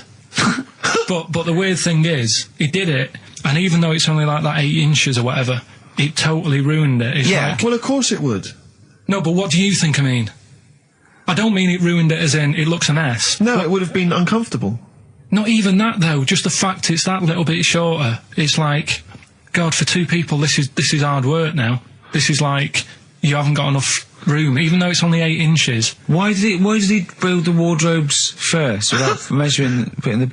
I think he did all that and then thought, oh, it'll easily fit in there, and it didn't. So he had to sort of saw a bit off the bed. But it's just weird how only 8 inches. Did he use one of those electric saws? Yeah. And there That's was just, amazing. presumably there was just kind of What sort of did it- material and wood just flying everywhere. What did he do with the legs? Did he have to move the legs He in a moved, bit? he moved the legs. Looking at it, right, once it's got like the quilt on it and everything, you wouldn't know. I was like, Sure. yeah, that's alright, you've done a good job. Yeah. And I went to bed at night, he's like, you know, sleep well. Got up in the morning after having about 45 minutes sleep and said, something not right with that. Yeah. And he You goes, "What do really are mean?" your father's son, aren't you? That's not I said, right it's with not that. right. And he said, oh, well, I said, what have you done? It doesn't seem the same. And he said, oh, I had to shorten it, sort of thing, you know, to fit in the gap. I said, well, I can't sleep in it. I said that, and there was a big kerfuffle. My mum was saying, look, you have our bed then, and we'll sleep in that one. And my dad was like, sod that. Yeah. Yeah, it's ruined. You know. Some idiot cut it. So there was a big debate going on about where we should sleep, and I was saying, look, you know, I only come and see you like every couple of, you know, probably once every 6 months. I'm not being funny, but next time we go home, can I film it? Just for, do you know what I mean, Channel 4 or something? Well, you know, I mean, the Osbournes is not on at the moment. The I know. Pilkingtons. That would be extraordinary. Oh, can we film it? That's brilliant. Is there anyone from Channel 5 listening to this show? Or Bravo. Yeah. The Pilkingtons. Weird though. Weird. Play a record? What do you want to play? Do you want to play, do you fancy playing some of yours? What, have we got I anything? don't know, something that was sent in to you, maybe? Oh, yeah, no, I'll tell you, yeah, I'd like to play this. Yeah, Bronze Age Fox, band from Bristol, my neck of the woods. Always Play working, the tune, play Karl, the tune. always working. He's Play the always tune. working. He's on the ball. He's on the ball. He's on the Bobby ball. Bronze Age Fox, Sunshine Made the Desert. I've enjoyed that. I love the ending. That's really great. I love that chorus bit. That's really good. Rick, I know what you're thinking of. What? You'd love some, wouldn't you? Yeah, adverts. Lovely. Coldplay, The Scientist, XFM 104.9. I'm Ricky Gervais from Steve Merchant and Karl Pilkington. Karl, what are you doing? I wish that's how you spoke. Right, what are you doing then? Let's have a quick reprise, if we could, of the Rockbusters clues. Yeah, Rockbusters, if you've just tuned in, you've missed it this week. Here's your 3 Well, no, you clues. haven't. That's why we're giving the clues again. Yeah, no, but if they haven't. Eh? What? Say if they've been busy. Just give the clues again. First one. God. Don't argue with him, because he isn't going to change his mind. That's AA. Second one, he always gets what he wants and doesn't worry about anyone else. That's P. Yeah. And the third and final one, I might have to put that woman in the oven. AB. Interesting. Are we telling them or still? No. still chance? Yeah. People have still got a chance to win those extraordinary prizes. ricky.gervais@xfm.co.uk. We've still Email got me. features to come, though, Steve. It's Go on. incredible. We've still got Ritual. Remember last time? People in India, it's good to have a flathead. Yes. We've got Do We Need 'Em? I've got That's Ridiculous. That's a great game. What should we do next? What should we do next? It's too much. We do we need him out of the way? Get Do We Need 'Em out of the way. Yeah, just again, Let's explain it again. if you're new, I'm sort of on a bit of a mission to find out. You know, we've got a lot of animals and insects in the world and stuff. Do we need them all? It still amuses me. So we've found out we've got to keep jellyfish. We've done octopus. She said we've got to keep them. This week, snails. Do we need them?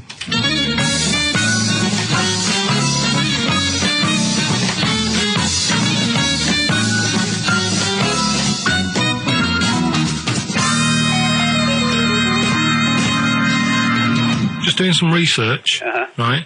I'm sort of working my way through different creatures and insects and stuff that's on the planet, Yeah. right? And finding out if we need them or not, right? Yeah. Do you know much about snails? Well, sea snails. Well, yeah. Snails in general.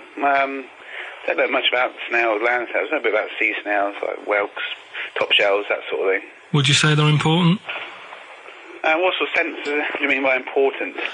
Say if we had to sort of get rid of some animals and insects and that because we're running out of room. Right. Do you know what I mean? Because I'll tell you what I know about some snails. I don't know if this applies to sea snails as well. I mean, I called you today because a lot of other places are shut. Yeah. Right? So, I know they like to eat stamps, apparently. The glue on stamps.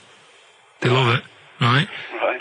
Apparently a lot of letters and stuff aren't getting to where they're meant to be getting because snails are crawling into letterboxes and eating the stamps. That obviously doesn't apply to the sea ones, but that's a problem they're causing. All right. Were you aware of that? No. I didn't know No? that. Bet you're glad you answered the phone today. Right? They love beer, Beer, yeah. Who doesn't? and also, I don't know if this is right, but I heard that they sleep for 13 years, or can do. Right. I wouldn't know if they can sleep for 13 years or not, but... I mean, sea snails are pretty important. Yeah, they do quite a good job in the sea. They graze on algae and But they provide food for other animals. I mean, you can say that about any fish, or any animal. Why do they exist? would you be upset if, someone said, we're getting rid of them? Oh yeah. You would be? They're an animal. I wouldn't. Forget being like favouritism and all that I get for them, right? There'll be other things knocking around you can sort of spend your time looking after. You'll still have a job. Don't be worrying about that. Because I'm not going to get rid of all the fish. Jellyfish need looking after, so you're safe. Yeah. But do we need them? Come on, there's loads of people saying, come on, we've got to move on through the animals, and you're holding them up saying, well, I want to keep them. Well, who's saying we need to... That just sounds a bit crazy to me. Just imagine. Do you know what I mean? And they would come to you because you work in an aquarium, so they'd be asking for your advice. Right. And you're slowing it down. Well, they asked my advice and I'm giving it to them, so, that's what I think, anyway. Yeah, but snails, like I say, they drink beer and that, What did they do apart from some food for a whelk? They were around, their descendants around a lot longer than we have been. Yeah, they've been around a long time, but what have they done? Well, they survived that long, so they must be doing something pretty good. Well, apparently they sleep for 13 years, so really, even though they've been around for ages... I think that sounds a bit... I don't think they sleep for 13 years. Not all of them, just the tired ones. So, snails, do we need them? Well, yeah, I just think they've got to... Just as, it's not for us to say, do we need them or not, we can't... So you think we should keep them? Yeah, definitely.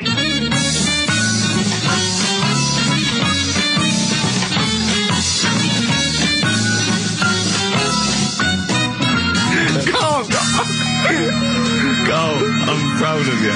That He was getting really quite annoyed. I know. What did he think he was doing? What? I don't know what you tell these people.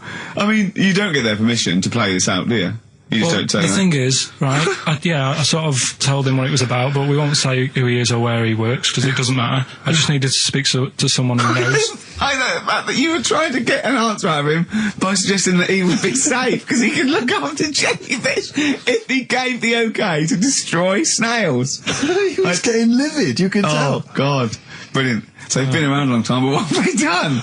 Well, that was great, Carl. Play a record. Well done. Bit of Amy Man. Oh, I'm obsessed with this song, Red Vines. It's brilliant. I love that. Amy Man, Red Vines. XFA 104.9, Ricky Gervais, Steve Merchant, Karl Pilkington. You mentioned earlier when we had our regular email from Dickie Anderson. Yeah. Randers, as I call him. Dandy son. Yeah. You mentioned it because we didn't get anything from him last week. We didn't get anything from him last week. Anyway, he's obviously listening, Rich, because he's emailed in to explain his absence. Dear Ricky, sorry for not tuning in last week. Only I was in HMV returning the 14 copies of The Office I got for Christmas. That's from Randers. So, he's explained himself. Oh, he's dear. excused himself. Oh, Anders, we should get him on one day. Yeah. Right, okay, Carl. That's ridiculous. 3 amazing scientific facts. one of which is spurious. Okay? Okay, 1. Girls can't throw because the part of their brain that allow men to throw properly in a girl is used up in emotion. 2. Gravity isn't instantaneous. It works at the speed of light. The force of gravity. 3. Statistically, you're more likely to be trampled by a donkey than dying in a plane crash. Now, even though the last one sounds daft, I think I've read that. About the donkey thing. Okay. So, girls... What's the first one? Girls can't throw properly because the part of the brain that allow men to throw is used up in emotion in a woman. Gravity isn't instantaneous. It works at the speed of light. So when you drop something, the force kicks in at the speed of light. What do you reckon, Steve? Well, it's not for me to say. Is this a trick one where none of them are ridiculous? Or one of those three. One of those three is not true. Right, well, it's definitely not the donkey, right? So, I reckon the girl one, throwing stuff. Is ridiculous. Yeah. Correct. Well done. Well Very done. well done indeed. Yeah. Very well done indeed. That's 2 out of 2 he's got so far. Well, there you go. Well, I'll teach you some stuff now. Right? I've always been fascinated by the donkey fact, because it is an extraordinary fact that more people are killed apparently by donkeys Yeah. than they are by airplane crashes. Well, I suppose in countries where they're used and used a lot, that they go a bit mad and squash it. But my concern is that there's when you go on a plane, there's so many checks. I mean, it takes some 40 minutes to go through all the checks: the air pressure, the cabin pressure, the fuel, checking the flights, the takeoff, all the rest of it. Our checks for donkeys. Nothing. Did someone close the gate? I think so. Exactly. That's our Is he donkey annoyed? checks. Is he annoyed or not? Yeah. You're not working him too hard, are you? Yeah. He's got his hand. Is there two holes for the ears? Yes. Well, I think that's what's happening. I don't think it's accident. I think they're picking us off. I think they're so annoyed that a nickname for them is ass. Yeah. And they've got to wear the little hat. You know, they've got to ride kids. Give kids rides on the beach. And now I think they're just sort of annoyed. Yeah. Maybe they're sort of just picking us off one by one. Yeah. Teaching us a There's lesson. not. If we had the same stringent checks Exactly. on donkeys as we do on international flights, maybe there'd be a little less death. Exactly. Wise words. Cheers. Wise, if slightly incoherent words. Go on, Karl. Got that right. Acid. I would sort you out with some science. Brilliant. I forgot the puns in mine, didn't I? I forgot the puns. Go on. Right, so, you asked to sort of be taught some science and that last week after being taught about war, so, did some research. And, there's a few things, I think we'll just cover one of them now. Go on. We talked a lot about hairy kids. We have discussed that a I love lot. the fact that Simon Sharma has never started a programme like that. The Jacobites. We've talked a lot about hairy kids. Go on. It's a little bit, I mean, it's not your traditional science stuff, but it's still interesting and it's a little bit, it's still... Yeah, we talk about hairy kids. We have disproportionately, honestly. I think this show's talked about hairy kids more than any other radio show. Well, it's one that... Sorry, I noticed both of you there dropped the H, or the H, or however it's I had to. So airy obviously kids, means hairy. Hairy children, not sort of airy, kind of light-headed or... Yeah. Well, there was the case of the one who lived in China. Yeah. And... which was weird for 2 reasons, wasn't it? Yeah. Well, go on. One was, he was covered in hair. That's already weird. And the doctor sort of checked him over and said, well, yeah, he is hairy, but he's quite healthy, apart from he had a little bit of eczema and a boil. That was the main bit of the story, wasn't it? Yeah. But this one, right, we have sort of talked about it, and you weren't having any of it at the time. What? This next bit of science I'm telling you about. Go on then. Right? Remember when I told you about a lad who was living at home with his mum and dad, right? Everything's, normal life, go to school, that sort of thing. Yeah. Then, I think his mum and dad had an argument, and it kicked off a bit, and he thought, I'm sick of this. It's happening all the time now. They kept having arguments, so the kid ran off into the woods. Mm-hmm. Oh. Yeah. Right? God. Now, he left, he went and ran in the woods, and he ended up living with some monkeys. Right. Right? And he thought, this isn't a bad life, there's no arguments going on. Sure. He was getting on with them. And the weird loves thing bananas. is, this is where the science bit comes in. Oh, sure. He grew a load of hair on his body. That's not true. It's not true. It is true. It's an acquired characteristic. I bet someone will back me up on this. But no, you can't. You can't grow hair like that. You might get a little bit more down here. The erectile tissue might You know, they won't fall out as much that would, you know. But you don't actually grow a big mane if you're cold and you're a human. Well, he did. This lad did. I know it sounds a bit strange and that, but he was living with the monkeys, and because it was cold, his body reacted to it. Listen, he was no hairier than he would have been if he was walking around naked on a cold day, with or without living with monkeys. The fact that he was living with monkeys makes no difference. No, I know, but I'm trying to get, picture it in your head what it's like. Although Mickey Dolenz was always pretty hairy. Right? So he was living with them, and he went into town or something one day to get some food, and the people there were like, hang on a minute, that isn't a monkey. He went in naked? No, he was there covered in hair. Yeah, but naked, but covered in hair, so it was decent. It was. Yeah. But they that was the weird thing. They thought it was a monkey in the shop. And then So presumably he had a big long beard as well, because he couldn't shave, could he? No, he was just covered. He looked like a monkey. And they were happy to serve the monkey, were they? There's a monkey, he's buying a newspaper and some milk. How did he walk, Karl? Did he walk upright or whistling along? The picture that I saw on the internet, he was on all fours, but I don't know if that's when he was running away after they'd sort of, realised he was a kid. But this was a picture. So he was a kid as well? He wasn't even like an adult with the beard? No, he was a kid. Brilliant. And the beard kicked in a little bit. So listen, the people caught him. You're an idiot. The people caught him, shaved him, right? Got it all off, didn't grow back again. Right. You're an idiot. Well, like I say, people will have heard this story or read about it. You're an idiot. And they'll email in, they don't let me down. And they'll agree that you're an idiot. No, they'll have seen the story. You're an idiot. So that's a little bit of science. You're an idiot. Libertines, Time for Heroes, and XFM 104.9. Right, okay, so have you got anything that is science as opposed to nonsense? Well, Kid went off with some monkeys, grew hair, came back, shaved him, it didn't grow back. I mean, just think. Right, something else. There's a few things I found. Yeah. There's a fella... Oh, God. Who had hiccups for 69 years. That was a bit annoying. Yeah. There's the dog with the wig that we've discussed. Imagine if you just tuned in. Yeah. There's the dog with the wig that we've already discussed. Did we discuss that? Not really. Did I not tell you what he said? I did, didn't I? Yeah. Oh, yeah. What else have we got?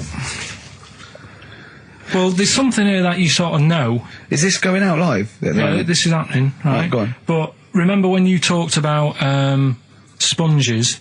Yeah. If you get a red sponge and a blue sponge... You liquidise them, pour them back into a tank. After a few hours, they know which was which, and they reform as a red sponge and a blue sponge. Yeah. Yeah. I thought that was weird when you told me. Yeah. Looked it up, did a bit of research. Yeah. Thought that's sort of sciencey. Yeah. You can do the same thing with a mouse's brain. Okay. Explain a bit more? No, you can't. If you get a dead mouse, put its brain into a blender, blend it up, leave it standing for a bit. Making that up, aren't you? You're confusing this. You've watched Nigella Lawson make some sort of pudding. No. What do you mean? It won't work with the brain. Well, it does with them. I mean, not human brain. Don't be trying that. Although, no, a mouse one. A mouse one. And what happens? It sort of reforms, goes back together again. No, because apparently it's made up of the same stuff as. But it doesn't, does it? Because if it's dead, if it's a dead brain, the cells can't act anyway. The fact the sponge is that it doesn't kill the cells, it liquidises them, it doesn't kill the cells. Yeah. So it couldn't be a dead brain anyway. It would have to be a live brain taken out from a live mouse for the cells to be getting oxygen and working and being sensitive to each other. And that, I don't see how that could work like it does in sponges. I mean, do you know what I mean? You're not a scientist. I've just sort of read it and gone, oh, that's interesting, I'll tell Ricky and Steve about it. Yeah. You're quizzing me as if I've come up with it. If someone else has done it and said it works. Sure. So I'm not... Do you think ghosts are behind it, or do you think there's a scientific explanation for it?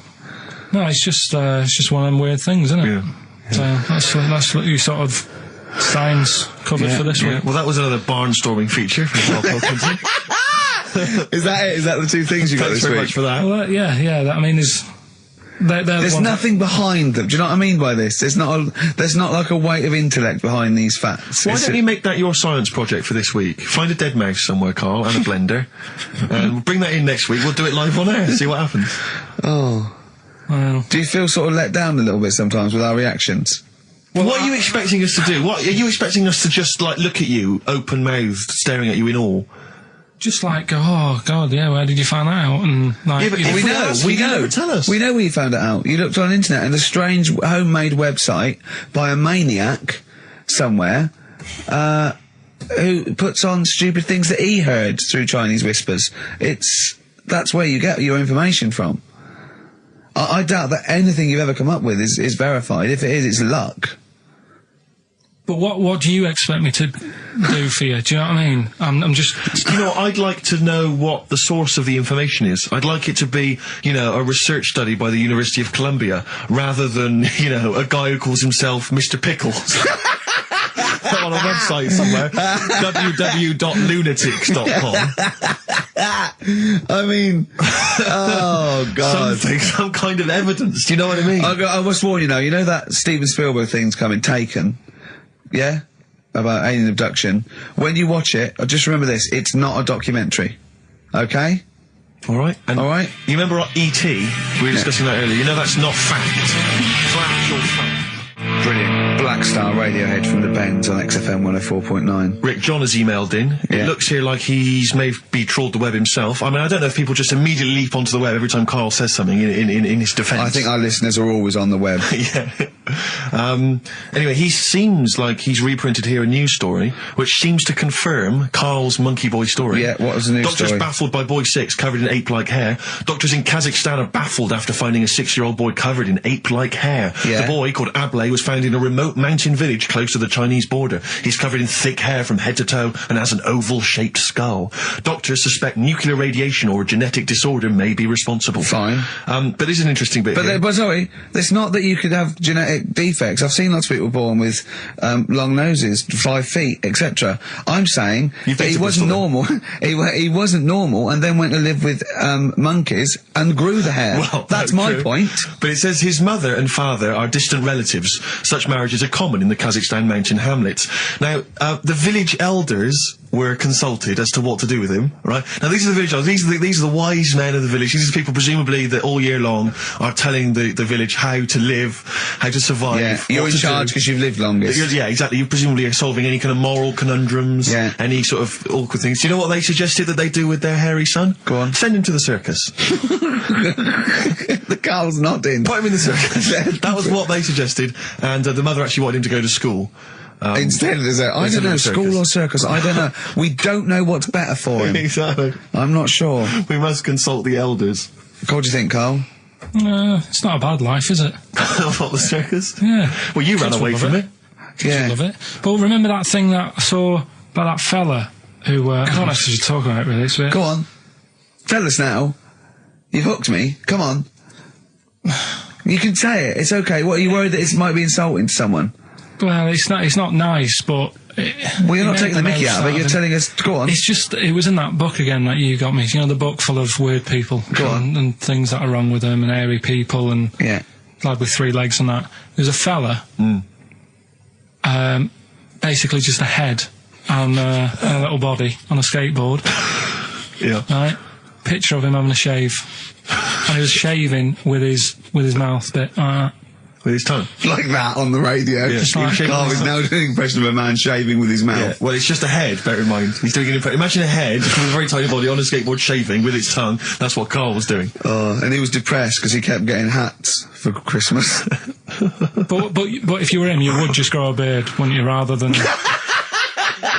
Oh, Well, rather than go through all But that he get hassle. it caught in the wheels of his skateboard.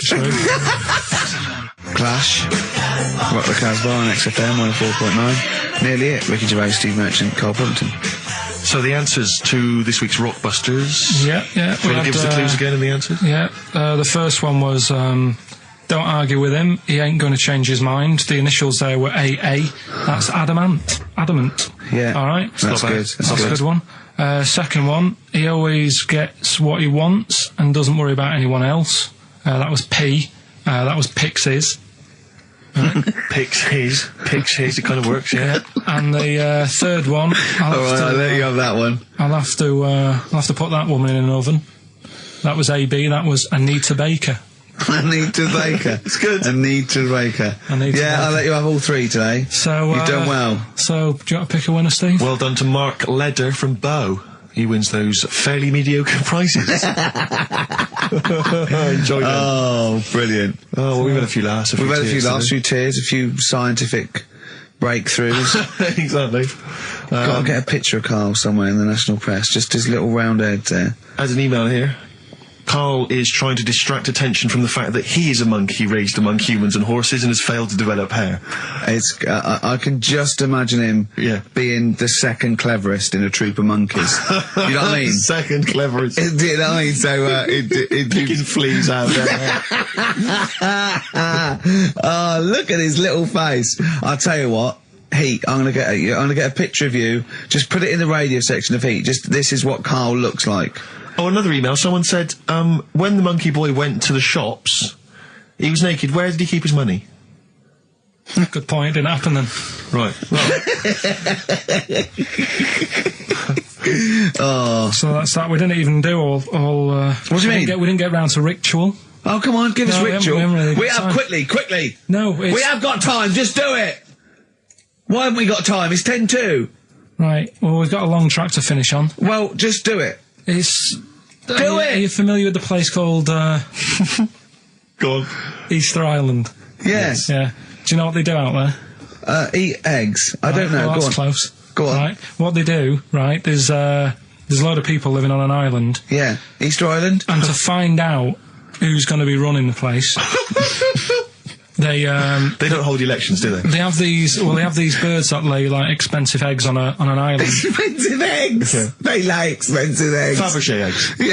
Yeah. Go on. On this island. Yeah. Easter Island. Once a year. No, off it, like about 2 miles out. Right? Oh yeah. And Whitson Island. The sea. True Tuesday. Yeah. Pancake Island. Just tell us. No. Steve, we'll play off. No. Tell us. Right. Finish it now. Don't you dare. I'll see you later. Johnny Mitchell. You. Blue Motel Room from the album Nigeria. It's the song for the ladies this week. Thanks for listening. Next week.